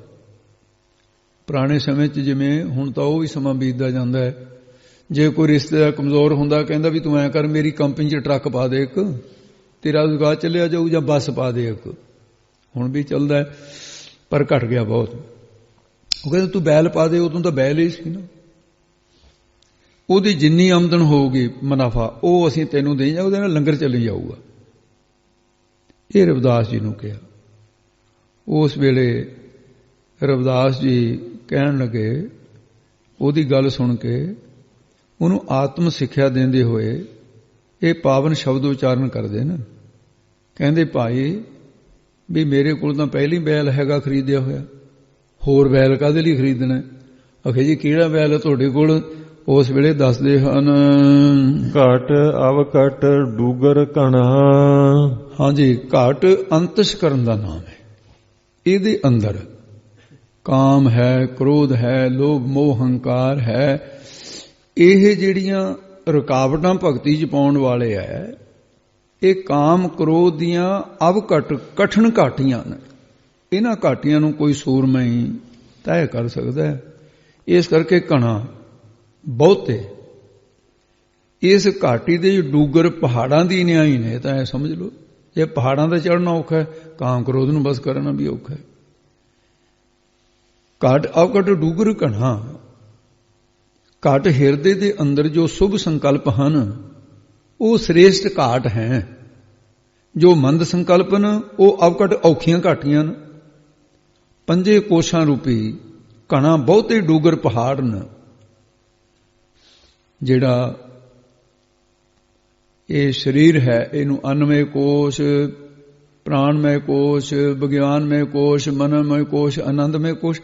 ਇਹ ਕੋਸ਼, ਇਹ ਪਹਾੜ ਨੇ ਜਿਹੜੇ ਬੜੇ ਔਖੇ ਨੇ, ਇਹਨਾਂ ਨੂੰ ਲੰਘਣਾ ਬੜਾ ਮੁਸ਼ਕਲ ਹੈ। ਘਟ ਹਿਰਦੇ ਦੇ ਅੰਦਰ ਸੰਕਲਪ ਵਿਕਲਪ ਰੂਪੀ, ਰਾਗ ਦਵੈਸ਼ ਰੂਪੀ ਅਵਕਟ ਔਖੀਆਂ ਘਾਟੀਆਂ, ਜਿਸ ਕਰਕੇ ਜੀਵ ਆਤਮਾ ਦੇ ਤਾਈਂ ਜਮਪੁਰੀ ਦੇ ਰਸਤੇ 'ਚ ਦੁਖਦਾਇਕ ਘਣਾ ਤੇ ਬਹੁਤੇ ਪਹਾੜਾਂ ਦਾ ਰਸਤਾ ਲੰਘਣਾ ਪਵੇਗਾ। ਪਰ ਕਹਿੰਦੇ ਅਸੀਂ ਤੈਨੂੰ ਦੱਸਦੇ ਹਾਂ ਤੇ ਅਸੀਂ ਇਹ ਘਾਟੀਆਂ ਪਾਰ ਇਉਂ ਕਰ ਲੀਆਂ ਹਨ। ਇੱਕ ਨਿਰਗੁਣ ਬੈਲ ਹਮਾਰ।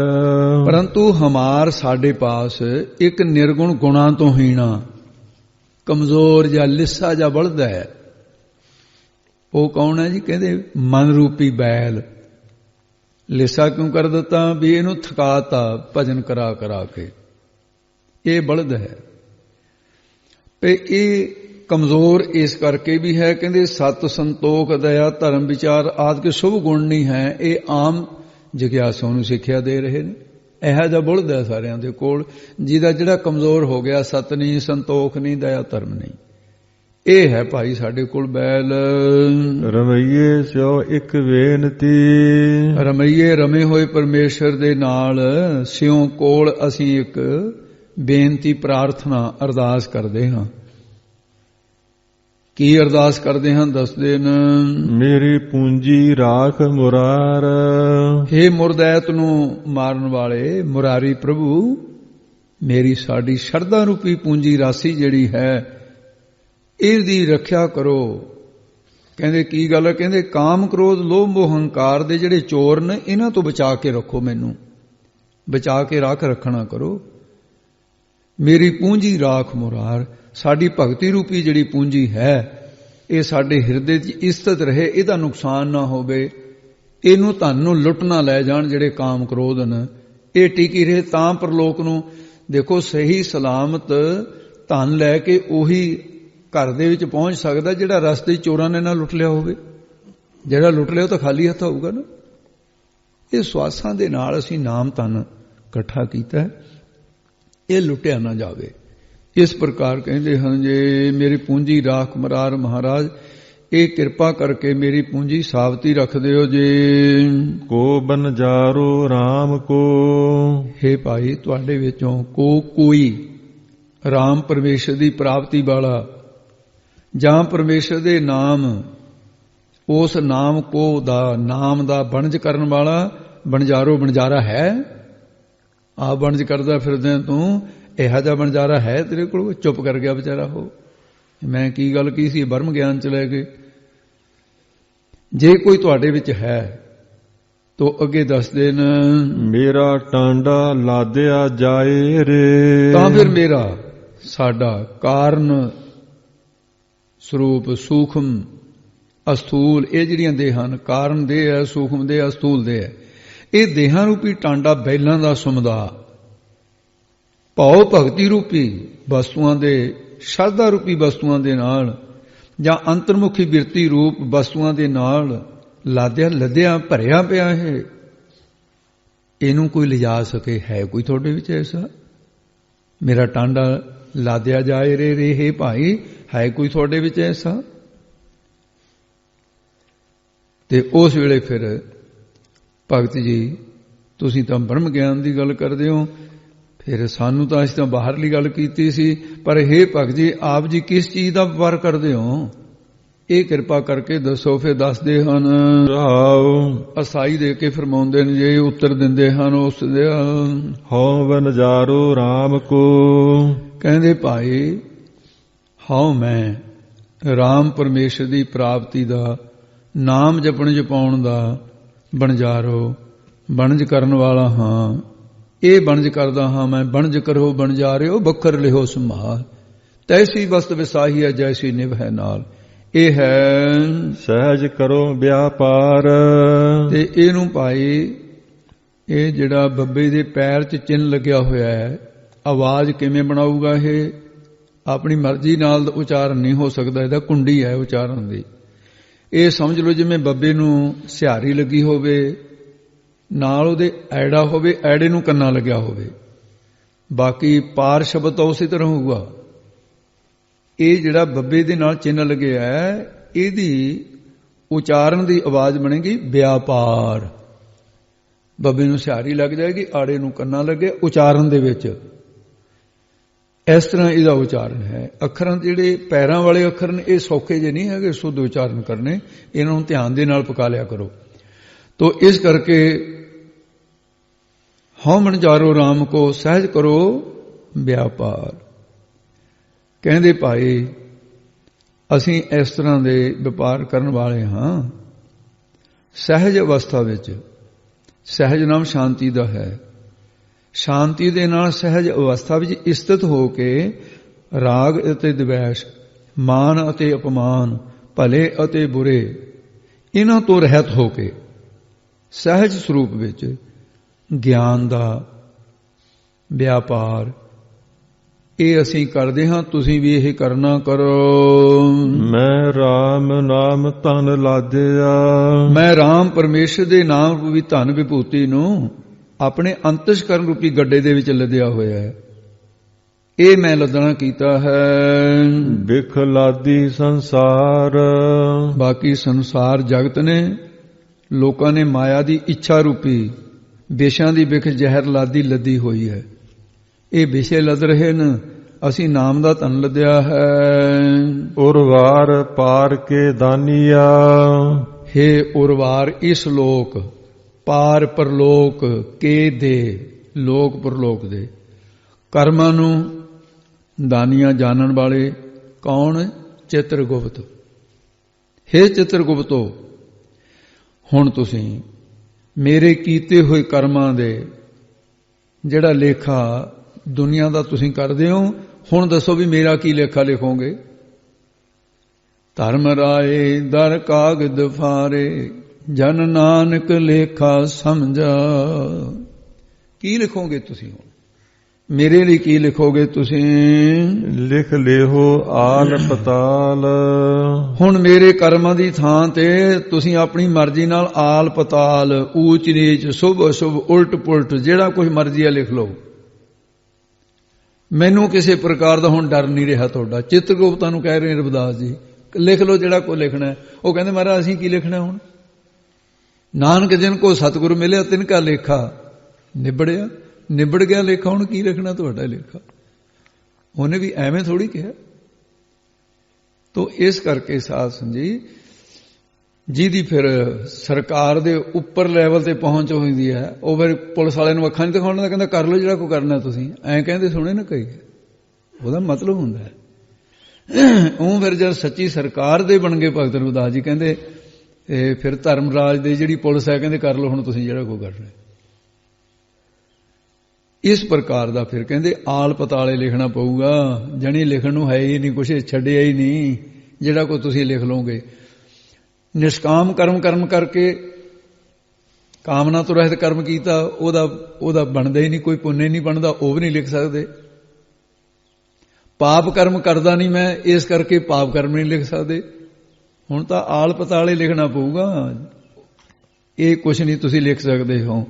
ਹੇ ਰਵਿਦਾਸ ਜੀ, ਤੁਸੀਂ ਇੰਨੇ ਨਿਰਭਉ ਹੋ ਗਏ? ਸਵਾਲ ਕਰਨ ਵਾਲਾ ਕਹਿੰਦਾ ਤੁਸੀਂ ਤਾਂ ਡਰ ਤੋਂ ਰਹਿਤ ਹੋ ਗਏ। ਤੁਸੀਂ ਤਾਂ ਸਿੱਧੇ ਹੀ ਕਹਿਤਾ ਵੀ ਕਰ ਲਓ ਜਿਹੜਾ ਕੋ ਕਰਨਾ, ਡਰ ਤੋਂ ਰਹਿਤ ਹੋ ਗਏ ਤੁਸੀਂ। ਤਾਂ ਉੱਤਰ ਦੇ ਵਿੱਚ ਕਹਿੰਦੇ ਹਾਂ, ਇਹਦਾ ਕਾਰਨ ਹੈ ਇੱਕ, ਨਿਰਭਉ ਜਪੈ ਸਗਲ ਭਉ ਮਿਟੈ। ਜਿਹੜਾ ਡਰ ਤੋਂ ਰਹਿਤ ਦਾ ਜਾਪ ਕਰਦਾ ਫਿਰ ਡਰ ਤੋਂ ਰਹਿਤ ਹੀ ਹੋਊਗਾ ਉਹ।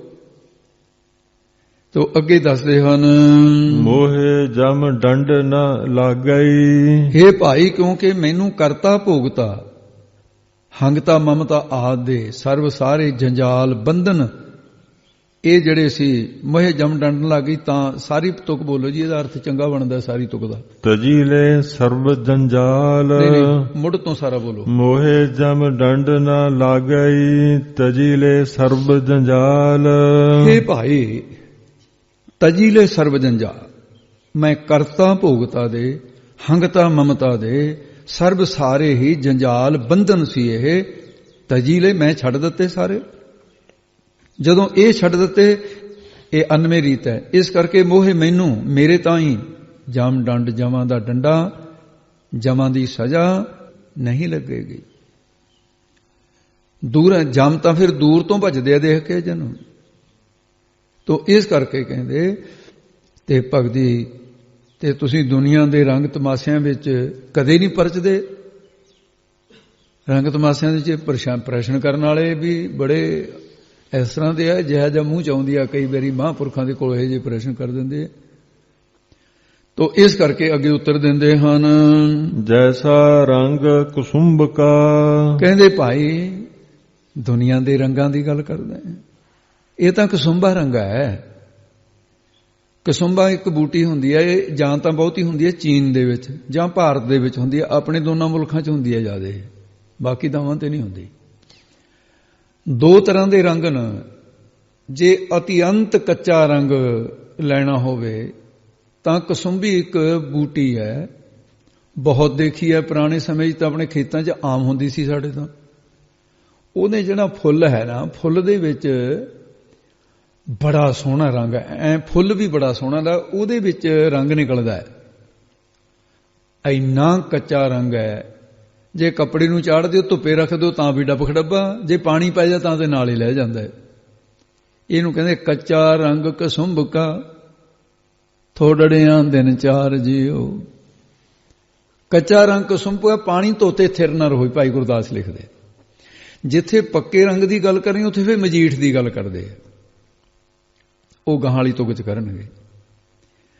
ਕਹਿੰਦੇ ਇਹ ਜਿਹੜੇ ਵਿਸ਼ੇ ਵਿਕਾਰਾਂ ਦਾ ਰੰਗ ਹੈ ਕਸੁੰਭਾ ਰੰਗ ਹੈ, ਬੜੀ ਜਲਦੀ ਡੱਬ ਖੜੱਬਾ ਹੋ ਜਾਂਦਾ ਹੈ, ਰਹਿ ਜਾਂਦਾ ਹੈ। ਨਿਮਕ ਕਾਮ ਸਵਾਦ ਕਾਰਨ ਕੋਟ ਦਿਨ ਦੁੱਖ ਪਾਵੇ, ਘੜੀ ਮੋਹਤ ਰੰਗ ਮਾਣੇ ਫਿਰ ਬੌਰ ਬੌਰ ਪਛਤਾਵੇ। ਇਹ ਕਸੁੰਭੇ ਰੰਗ ਦੀ ਤਰ੍ਹਾਂ ਥੋੜੇ ਚਿਰ ਰਹਿਣ ਵਾਲੇ ਨੇ, ਇਸ ਕਰਕੇ ਜੈਸਾ ਰੰਗ ਕਸੁੰਭਕਾ, ਬੋਲਿਓ ਜੀ ਤੈਸਾ ਇਹੋ ਸੰਸਾਰ, ਇਹੋ ਜਿਹਾ ਸੰਸਾਰ ਦਾ ਝੂਠਾ ਪਸਾਰ ਹੈ। ਪ੍ਰਸ਼ਨ ਕੀਤਾ, ਪ੍ਰਸ਼ਨ ਕਰਨ ਮੈਂ ਰਵਿਦਾਸ ਜੀ ਤੁਸੀਂ ਪਰਮੇਸ਼ਰ ਨਾਲ ਪ੍ਰੇਮ ਕੀਤਾ ਹੈ, ਫਿਰ ਉਹਦਾ ਆਨੰਦ ਦੱਸੋ ਕਿਹਾ ਜਾ। ਚਲੋ ਤੁਸੀਂ ਇਹ ਪਦਾਰਥਾਂ ਨਾਲ ਤਾਂ ਕਰਦੇ ਨਹੀਂ ਵੀ ਕਸੁੰਭਾ ਰੰਗ ਹੈ, ਛੱਡ ਦਿੱਤੇ। ਹੁਣ ਤੁਸੀਂ ਇਹ ਦੇਖੋ ਵੀ ਆਪਣੇ ਨਾਲ ਹਮੇਸ਼ਾ ਹੁੰਦੀ ਆ ਇਹ, ਤੁਸੀਂ ਵੀ ਸੋਚੋ ਮੈਂ ਵੀ ਸੋਚਦਾ। ਸੁਪਨੇ ਦੇ ਵਿੱਚ ਕਈ ਵਾਰੀ ਬੜੇ ਆਨੰਦਦਾਇਕ ਪਦਾਰਥ ਮਿਲ ਜਾਂਦੇ ਨੇ, ਜਦੋਂ ਜਾਗਦੇ ਆ ਫਿਰ ਹੁੰਦਾ ਕੁਛ। ਸੁਪਨੇ ਤੇ ਜੇ ਰਾਜਾ ਹੋ ਕੇ ਬਹਿ ਜਾਂਦਾ ਹੈ, ਭਿਖਾਰੀ ਨੂੰ ਰਾਜੇ ਦਾ ਸੁਪਨਾ ਆ ਗਿਆ, ਸਰਾਣੇ ਠੂਠਾ ਰੱਖਿਆ ਹੈ, ਰਾਜਾ ਬਣ ਕੇ ਆਨੰਦ ਬਣਿਆ, ਜਦੋਂ ਜਾਗ ਖੁੱਲੀ ਉਹੀ ਠੂਠਾ ਕੋਲ ਸਰਾਣੇ ਪਿਆ ਤੇ ਉਹੀ ਮੰਗਦਾ ਫਿਰਦਾ ਹੈ। ਆਨੰਦ ਕਿੱਧਰ ਗਿਆ? ਆਨੰਦ ਉਹ ਜਿਹੜਾ ਆ ਕੇ ਜਾਵੇ ਨਾ। ਆਨੰਦ ਆਨੰਦ ਸਭ ਕੋ ਕਹੇ, ਆਨੰਦ ਗੁਰੂ ਤੇ ਜਾਣਿਆ। ਇਸ ਕਰਕੇ ਇਹ ਕਸੁੰਭੇ ਦੇ ਰੰਗ ਦੇ ਤਰ੍ਹਾਂ ਆਨੰਦ ਨਾ। ਕਹਿੰਦੇ ਜੀ ਤੁਸੀਂ ਫਿਰ ਕਿਹਾ ਜਾ ਰੰਗ ਹੈ ਤੁਹਾਨੂੰ, ਜਿਹੜਾ ਕਿ ਕਿਹਦੇ ਨਾਲ, ਪ੍ਰਮਾਤਮਾ ਦੇ ਨਾਲ ਜਿਹੜਾ ਤੁਹਾਡਾ ਪ੍ਰੇਮ ਹੈ, ਉਹਦਾ ਆਨੰਦ ਕਿਹੋ ਜਿਹਾ, ਉਹਦਾ ਵੀ ਕੋਈ ਪ੍ਰਮਾਣ ਦਿਓ। ਉਹ ਹੁਣ ਉੱਤਰ ਦੇ ਵਿੱਚ ਕਹਿ ਰਹੇ ਹਨ, ਮੇਰੇ ਰਮਈਏ ਰੰਗ ਮਜੀਠ ਕਾ, ਮੇਰੇ ਰਮਈਏ ਰੰਗ ਮਜੀਠ ਕਾ। ਰਮਿਆ ਹੋਇਆ ਜਿਹੜਾ ਪਰਮਾਤਮਾ ਹੈ ਉਹਦਾ ਰੰਗ ਕਿਸ ਤਰ੍ਹਾਂ ਮਜੀਠ ਵਰਗਾ ਹੈ। ਕਹੋ ਰਵਿਦਾਸ ਚਮਾਰ, ਕੌਣ ਕਹਿ ਰਿਹਾ ਹੈ? ਚਮਿਆਰ ਜਾਤੀ ਦੇ ਵਿੱਚ ਰਵਿਦਾਸ ਜੀ ਕਹਿੰਦੇ ਮੈਂ ਕਥਨ ਕਰਦਾ ਮੇਰੀ ਜਾਤੀ ਚਮਿਆਰ ਹੈ, ਲੋਕ ਮੈਨੂੰ ਚਮਿਆਰ ਕਹਿੰਦੇ ਨੇ। ਚੰਮ ਦਾ ਕੰਮ ਕਰਨ ਵਾਲਾ, ਚਮੜੇ ਰੂਪੀ ਮਕਾਨ ਸਰੀਰ ਦੇ ਵਿੱਚ ਰਹਿਣ ਵਾਲਾ। ਮੇਰੇ ਸਾਡੇ ਰਮਈਏ ਪਰਮੇਸ਼ਰ ਦਾ ਜਿਹੜਾ ਰੰਗ ਹੈ, ਆਨੰਦ ਹੈ, ਰੰਗ ਦਾ ਅਰਥ ਆਨੰਦ, ਉਹ ਤਾਂ ਭਾਈ ਮਜੀਠ ਵਰਗਾ ਪੱਕਾ ਰੰਗ ਹੈ। ਕੋਸ਼ਾਂ ਵਾਲਿਆਂ ਨੇ ਤਾਂ ਲਿਖਿਆ ਵੀ ਮਜੀਠ ਇੱਕ ਬੇਲ ਹੈ ਜਿਹਦੇ ਡੋਡੀਆਂ ਦੇ ਵਿੱਚੋਂ ਪੱਕਾ ਰੰਗ ਨਿਕਲਦਾ ਹੈ, ਬਹੁਤ ਗੂੜਾ ਲਾਲ ਰੰਗ ਨਿਕਲਦਾ ਹੈ। ਤੇ ਮਹਾਂਪੁਰਖ ਦੱਸਦੇ ਸੀ ਮਜੀਠ ਦੇ ਧਰਤੀ ਦੇ ਵਿੱਚੋਂ ਗੰਢੀਆਂ ਨੇ ਜਿਹੜੀਆਂ, ਉਹਦਾ ਉਦੋਂ ਵੀ ਪੱਕਾ ਰੰਗ ਹੁੰਦਾ ਹੈ। ਚਲੋ ਰੰਗ ਗੱਲ ਦੀ ਹੈ ਮਜੀਠ ਦਾ ਹੀ। ਉਹ ਰੰਗ ਜਿਹੜਾ ਹੈ ਇੱਕ ਵਾਰੀ ਬਸਤਰ ਨੂੰ ਚੜ ਜਾਵੇ, ਬਸਤਰ ਤਾਂ ਲੀਰੋ ਲੀਰ ਹੋ ਜਾਊਗਾ ਲੇਕਿਨ ਰੰਗ ਨਹੀਂ ਉਤਰਦਾ। ਇਹ ਰੰਗਾਂ 'ਚ ਫਰਕ ਹੈ। ਇਸੇ ਕਰਕੇ ਮਜੀਠ ਦਾ ਰੰਗ ਭਗਤੀ ਦਾ ਰੰਗ ਹੈ, ਜਾਂ ਤਾਂ ਚੜਦਾ ਹੀ ਨਹੀਂ ਮਨ ਰੂਪੀ ਵਸਤੂ ਨੂੰ, ਜੇ ਚੜ ਜਾਏ ਫਿਰ ਕਾਇਆ ਕਾਪਰ ਚੀਰ ਵਫਾਰੇ ਹਰ ਰੰਗ ਨਾ ਰਹੇ ਸੁਭਾਗਾ। ਕਾਇਆ ਰੰਗਣ ਜੇ ਥਿਆ ਪਿਆਰੇ ਪਾਈਐ ਨਾਉ ਮਜੀਠ, ਰੰਗਣ ਵਾਲਾ ਜੇ ਰੰਗੈ ਸਾਹਿਬ ਐਸਾ ਰੰਗ ਨਾ ਲੀਠ। ਇਹ ਰੰਗ ਹੈ ਸਭ ਤੋਂ ਗੂੜਾ ਰੰਗ ਹੈ ਤੇ ਮਜੀਠ ਦਾ ਰੰਗ ਹੈ, ਉਹ ਭਗਤੀ ਦਾ ਰੰਗ ਹੈ। ਕਹਿੰਦੇ ਇਹ ਲਹਿੰਦਾ ਨਹੀਂ ਹੈ ਕਦੇ ਵੀ। ਗੌੜੀ ਪੂਰਬੀ ਰਵਿਦਾਸ ਜੀਓ, ਇਹ ਇੱਥੇ ਸਾਧ ਸੰਗੀ ਜਿਹੜੇ 4-4 ਪਦਾਂ ਵਾਲੇ, ਉਹ 4 ਪਦਾਂ ਦੇ ਇੱਥੇ ਸੂਚਨਾ ਵੀ ਦੇ ਦਿੱਤੀ ਹੈ ਜਿਹੜਾ ਪਹਿਲਾਂ ਸ਼ੁਰੂ 'ਚ ਕਿਹਾ ਸੀ, ਤੇ ਨਾਲ ਫਿਰ ਇਹਦੇ 'ਚ ਜਿਹੜੀ ਰਹਾਉ ਵਾਲੀ ਤੁਕ ਹੈ ਉਹ ਸਾਧ ਸੰਗੀ ਜਿਹੜੀ ਇਹ ਪਦ ਨੂੰ ਉੱਥੇ ਜਿਹੜਾ ਕੋ ਬਣਜਾਰੋ ਰਾਮ ਕੋ ਮੇਰਾ ਟਾਂਡਾ ਲਾਦਿਆ ਜਾਏ ਰੇ, ਉਹਨੂੰ ਵੱਖਰਾ ਰੱਖਿਆ। ਉਹ ਜਿਹੜਾ ਸ਼ੁਰੂ ਚ ਆਪ ਜੀ ਨੂੰ ਦੱਸਿਆ ਸੀ, ਇਉਂ ਫਿਰ 4 ਪਦਾਂ ਵਾਲੇ ਇਹ ਸ਼ਬਦਾਂ ਦਾ ਸੀ ਵਿਚਾਰ। ਅੱਗੇ ਦੱਸਦੇ ਹਨ ਜੀ, ਗੌੜੀ ਪੂਰਬੀ ਰਵਿਦਾਸ ਜੀਓ। ਇਹ ਹੁਣ ਪੂਰਬੀ ਜਾਤੀ ਹੈ, ਰਵਿਦਾਸ ਜੀ ਨੇ ਗੌੜੀ ਰਾਗ ਦੇ ਅੰਦਰ ਇਹ ਜਾਤੀ ਪੂਰਬੀ ਦੇ ਵਿੱਚ ਸ਼ਬਦ ਕਥਨ ਕੀਤਾ ਹੈ। ਇੱਕ ਓੰਕਾਰ ਸਤਿਗੁਰ ਪ੍ਰਸਾਦ, ਇੱਕ ਅਦੁੱਤੀ ਓੰਕਾਰ ਸਰਵ ਕਾ ਪ੍ਰਕਾਸ਼, ਸਤਨਾਸ ਤੋਂ ਰਹਿਤ ਗੁਰ ਚੇਤਨ, ਪ੍ਰਸਾਦ ਆਨੰਦ ਸਰੂਪ। ਸਤਿਗੁਰਾਂ ਦੀ ਕਿਰਪਾ ਨਾਲ ਜੋ ਪ੍ਰਾਪਤ ਹੁੰਦਾ ਹੈ। ਕੂਪ ਭਰਿਓ ਜੈਸੇ ਦਾਜਰਾ, ਤੇ ਇਹਦੇ ਚ ਹੁਣ ਪ੍ਰਮਾਣ ਦਿੰਦੇ ਆ। ਜਿਸ ਪ੍ਰਕਾਰ ਕੂਪ ਨਾਮ ਹੈ ਖੂਹ ਦਾ, ਇੱਕ ਖੂਹ, ਉਹਦੇ ਵਿੱਚ ਖੂਹ ਦੇ ਵਿੱਚ ਦਾਦਰਾ ਡੱਡੂ ਨਾਲ, ਬਹੁਤ ਡੱਡੂ ਹੋਣ, ਜਿਹਦੇ ਐਵੇਂ ਸਮਝ ਲਓ ਡੱਡੂਆਂ ਦਾ ਭਰਿਆ ਹੀ ਪਿਆ ਹੋਵੇ। ਤੇ ਇਸ ਤਰ੍ਹਾਂ ਦੂਸਰਾ ਅਰਥ ਹੈ ਵੀ ਜਿਵੇਂ ਦਾਦਰਾ ਡੱਡੂ ਕੂਪ ਖੂਹ ਦੇ ਵਿੱਚ ਤੇ ਭਰਿਓ ਦਾ ਅਰਥ ਪਿਆ ਹੋਵੇ, ਐਂ ਦੋਨੇ ਅਰਥ ਬਣਦੇ ਨੇ। ਤੇ ਉਹ ਜਿਹੜਾ ਡੱਡੂ ਹੈ ਖੂਹ ਦੇ ਵਿੱਚ ਪਿਆ ਹੋਇਆ, ਕਛ ਦੇਸ ਵਿਦੇਸ ਨਾ ਬੂਝ, ਨਾ ਉਸ ਨੂੰ ਦੇਸ਼ ਅਤੇ ਨਾ ਵਿਦੇਸ਼ ਪ੍ਰਦੇਸ਼, ਕੁਝ ਵੀ ਬੂਝ ਸਮਝ ਨਹੀਂ ਹੁੰਦੀ ਉਹਨੂੰ ਉਨੇ ਹੀ ਦਾਇਰੇ ਦਾ ਗਿਆਨ ਹੁੰਦਾ ਹੈ।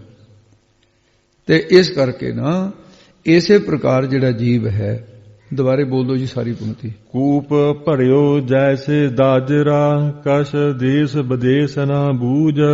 ਇਸੇ ਪ੍ਰਕਾਰ ਜੀਵ ਰੂਪ ਹੈ ਡੱਡੂ, ਸੰਸਾਰ ਰੂਪੀ ਖੂਹ ਦੇ ਵਿੱਚ ਪਿਆ ਹੋਇਆ ਹੈ, ਜਾਂ ਗ੍ਰਸਥ ਰੂਪੀ ਖੂਹ ਦੇ ਵਿੱਚ ਹੈ ਗ੍ਰਹਿ ਅੰਧਕੂਪ ਤੇ ਮਾਇਆ।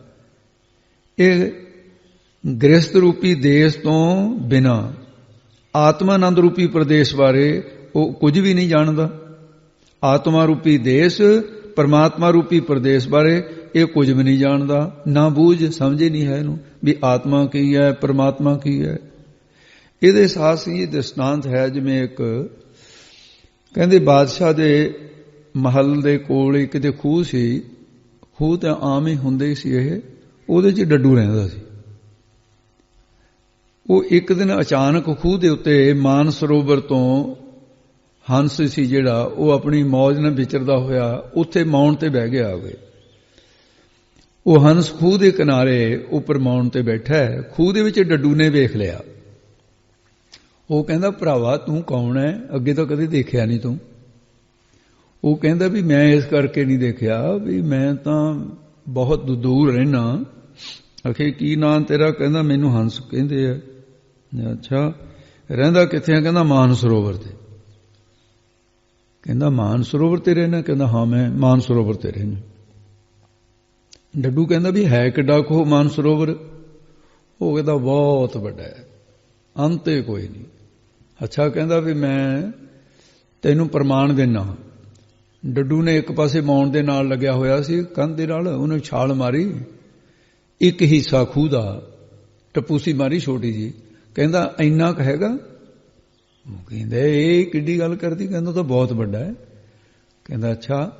ਉਹਨੇ ਦੂਜੀ ਟਪੂਸੀ ਮਾਰੀ, ਅੱਧ ਤੱਕ ਚਲਿਆ ਗਿਆ, ਇੱਕ ਪਾਸੇ ਤੋਂ ਦੂਜੇ ਪਾਸੇ ਤੱਕ ਅੱਧ ਤੱਕ ਮਿਣਤਾ। ਕਹਿੰਦਾ ਨਹੀਂ ਨਹੀਂ, ਤੂੰ ਤਾਂ ਬਹੁਤ ਭੁਲੇਖੇ 'ਚ ਹੈ।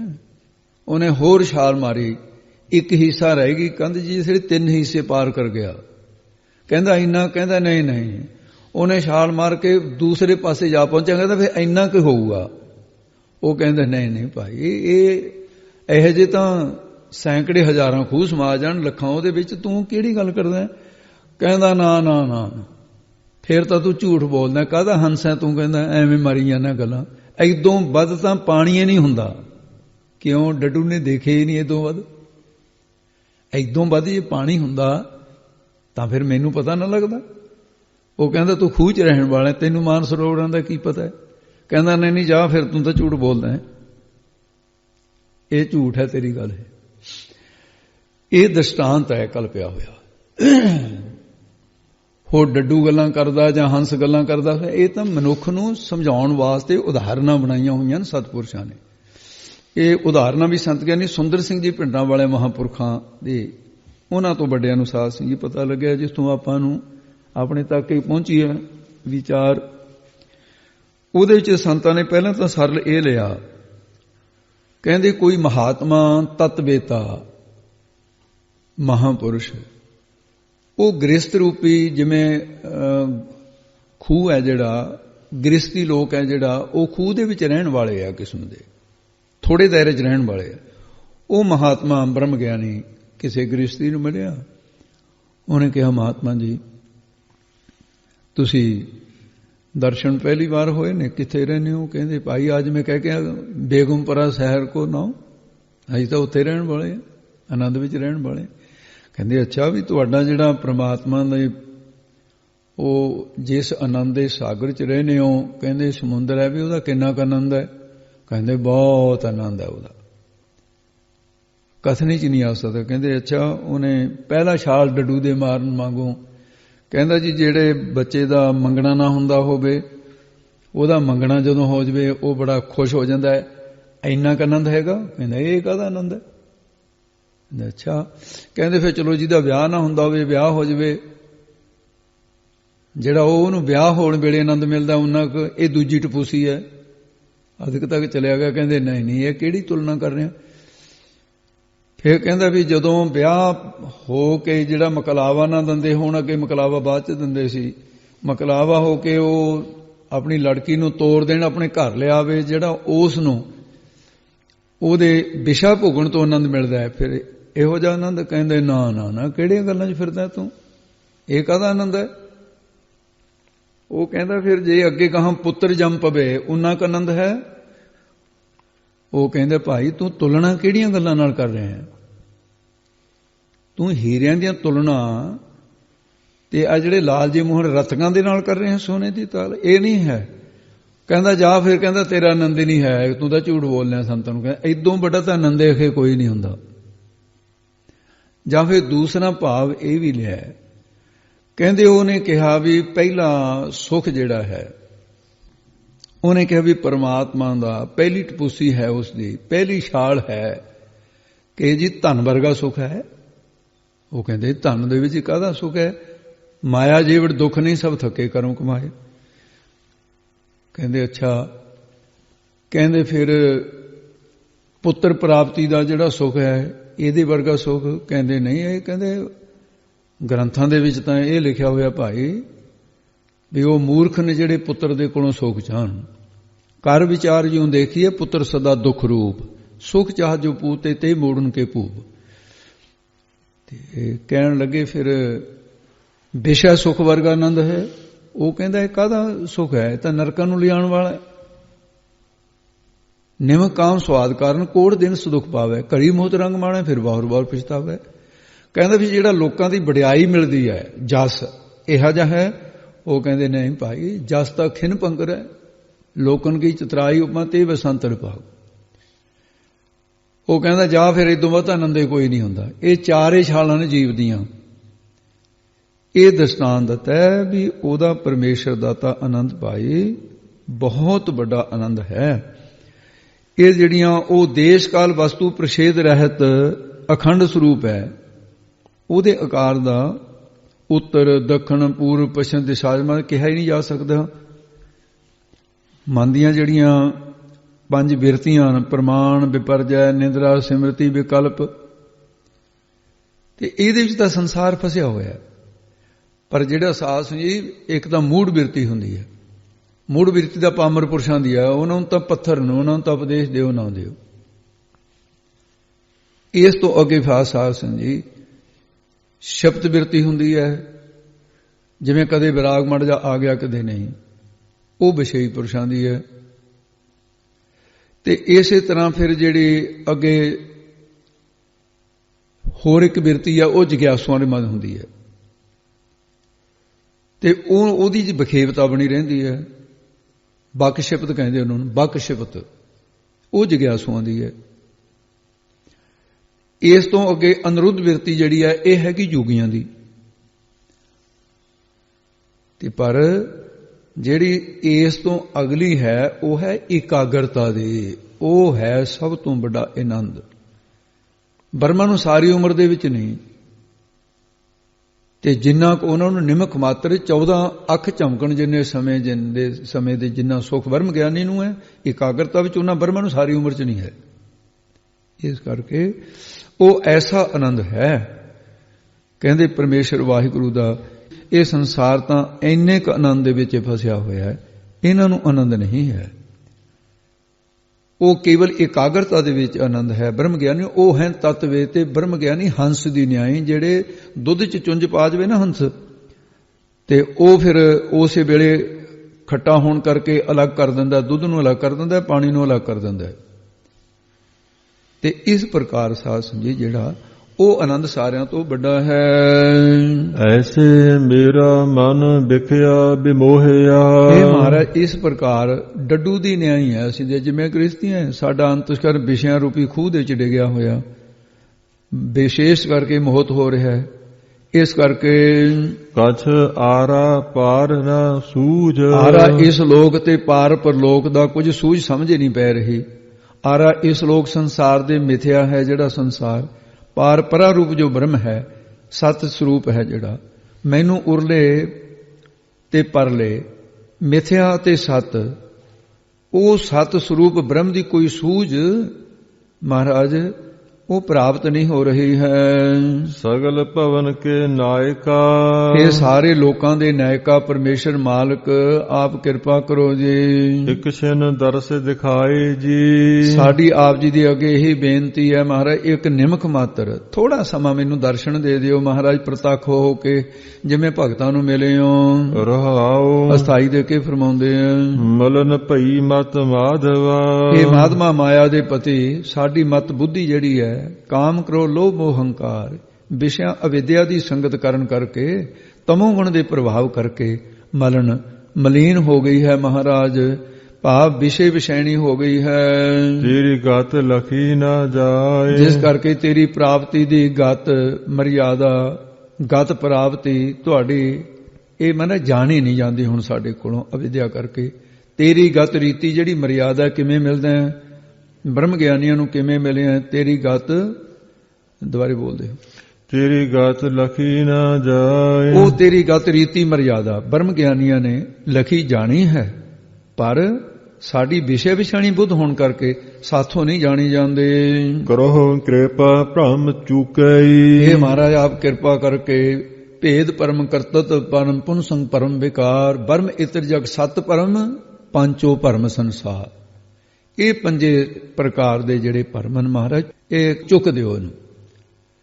ਇਹਦੇ ਪੰਜ ਪ੍ਰਕਾਰ ਦੇ ਫਿਰ ਉਹ ਦੋਹਰਾ ਜਿਹਦੇ ਵਿੱਚ ਕਿਹਾ ਜਾਂਦਾ ਵੀ ਇਸ ਤਰੀਕੇ ਦੇ ਨਾਲ ਲੋ ਸਬੜ ਘਟਾ ਗਾਣ ਮਾਰ ਕਨ ਕੁੰਡਲ ਦ੍ਰਿਸ਼ਟਾਂਤ ਤੇ ਪੰਚੋ ਭਰਮ ਨਿਵਾਰ, ਤੇ ਇਸ ਪ੍ਰਕਾਰ ਇਹਦੀ ਨਿਵਰਤੀ ਦੱਸਦੇ ਹੈ। ਅੱਗੇ ਫਰਮਾਨ ਕਰਦੇ ਨੇ, ਇਹ ਮਾਰਾ ਭਰਮ ਮਿਟਾ ਦਿਓ ਕਿਰਪਾ ਕਰਕੇ, ਮੈਂ ਸਮਤ ਦੇਹੋ ਸਮਝਾਏ, ਮੈਨੂੰ ਸ੍ਰੇਸ਼ਟ ਮਤ ਆਤਮ ਵਿਸ਼ੈਣੀ ਸਮਝਾ ਦਿਓ ਮਹਾਰਾਜ। ਜੋਗੀ ਸਰ ਪਾਵਹਿ ਨਹੀਂ, ਇਹ ਮਹਾਰਾਜ ਆਪ ਜੀ ਦੇ ਭੇਦ ਨੂੰ ਜਿਹੜੇ ਜੋਗੀਸ਼ਰ, ਜੋਗੀਆਂ ਦੇ ਈਸ਼ਵਰ ਸ਼ਿਵ ਜੀ ਹੈ, ਮਛੰਦਰਨਾਥ ਹੈ, ਗੋਰਖਨਾਥ ਹੈ, ਉਹਨਾਂ ਵਰਗੇ ਵੀ ਨਹੀਂ ਪਾਵੈ, ਨਹੀਂ ਪਾ ਸਕਦੇ ਹਨ। ਤੋ ਗੁਣ ਕਥਨ ਅਪਾਰ, ਤੁਹਾਡੇ ਗੁਣ ਕਥਨ ਬਿਆਨ ਕਰਨ ਤੋਂ ਰਹਿਤਨ ਬਿਆੰਤਨ, ਤੁਹਾਡੇ ਗੁਣ ਕਹੇ ਨਹੀਂ ਜਾ ਸਕਦੇ, ਅਪਾਰ ਪ੍ਰਕਿਰਤੀ ਦੇ ਪਾਰਾਵਾਰ ਤੋਂ ਰਹਿਤ ਹਨ। ਹੇ ਰਵਿਦਾਸ ਜੀ ਪ੍ਰਸ਼ਨ ਕੀਤਾ ਰਵਿਦਾਸ ਜੀ ਨੂੰ, ਫਿਰ ਤੁਸੀਂ ਇਹ ਗੁਣ ਕਥਨ ਕਿਉਂ ਕਰਦੇ ਹੋ? ਜਦੋਂ ਕਿ ਜਗੀਸ਼ਰ ਨਹੀਂ ਪਾ ਸਕਦੇ ਫਿਰ ਤੁਸੀਂ ਕਾਹਤੇ ਕਥਨ ਕਰਦੇ ਹੋ? ਇਹਦੇ ਉੱਤਰ ਵਿੱਚ ਰਵਿਦਾਸ ਜੀ ਕਹਿੰਦੇ ਹਨ, ਪ੍ਰੇਮ ਭਗਤ ਕੈ ਕਾਰਣ, ਕਹਿੰਦੇ ਭਾਈ ਮੈਂ ਤਾਂ ਅੰਤ ਲੈਣ ਵਾਸਤੇ ਥੋੜੀ। ਭਗਤ ਰਵਿਦਾਸ ਜੀ ਖਤਮ ਕਰਦੇ ਸਾਰੀ ਪੁੱਤਕ ਬੋਲੋ ਸਾਰੀ, ਕਹੋ ਰਵਿਦਾਸ ਚਮਾਰ। ਭਗਤ ਰਵਿਦਾਸ ਜੀ ਕਥਨ ਕਰਦੇ ਅਸੀਂ ਪਰਮੇਸ਼ਰ ਦੀ ਪ੍ਰੇਮਾ ਭਗਤੀ ਦੇ ਕਾਰਣੇ ਵਾਸਤੇ ਉਹਦੇ ਗੁਣਾਂ ਨੂੰ ਗਿਆਨ ਕਰਦੇ ਹਾਂ। ਸਾਡੀ ਤਾਂ ਭਗਤੀ ਹੈ ਉਹਦੇ ਗੁਣ ਗਾਉਣੇ, ਇਸ ਕਰਕੇ ਮੈਨੂੰ ਚਮਾਰ ਚਮਾਰ ਕਹਿੰਦੇ ਨੇ।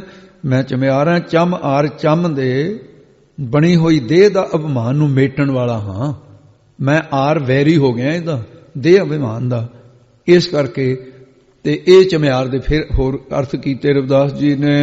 ਗੌੜੀ ਬੈਰਾਗਣ, ਬੈਰਾਗਣ ਜਾਤੀ ਹੈ ਗੌੜੀ ਦੇ ਵਿੱਚ, ਫਿਰ ਫਰਮਾਨ ਕਰਦੇ ਨੇ, ਇੱਕ ਓੰਕਾਰ ਸਤਿਗੁਰ ਪ੍ਰਸਾਦ, ਇੱਕ ਅਦੁੱਤੀ ਓੰਕਾਰ ਸਰਬ ਕਾ ਪ੍ਰਕਾਸ਼, ਸਤਨਾਸਤਰੇ ਗੁਰ ਚੇਤਨ ਪ੍ਰਸਾਦ ਆਨੰਦ ਸਰੂਪ। ਇਹ ਅਰਥਨ ਬਾਰ-ਬਾਰ ਉਹੀ ਹੁੰਦੇ ਜਾਣੇ ਨੇ, ਇਹ ਨਹੀਂ ਬਦਲ ਸਕਦੇ ਅਰਥ। ਸਤਿਗੁਰਾਂ ਦੀ ਪ੍ਰਸਾਦ ਕਿਰਪਾ ਨਾਲ ਪ੍ਰਾਪਤ ਹੁੰਦਾ ਹੈ।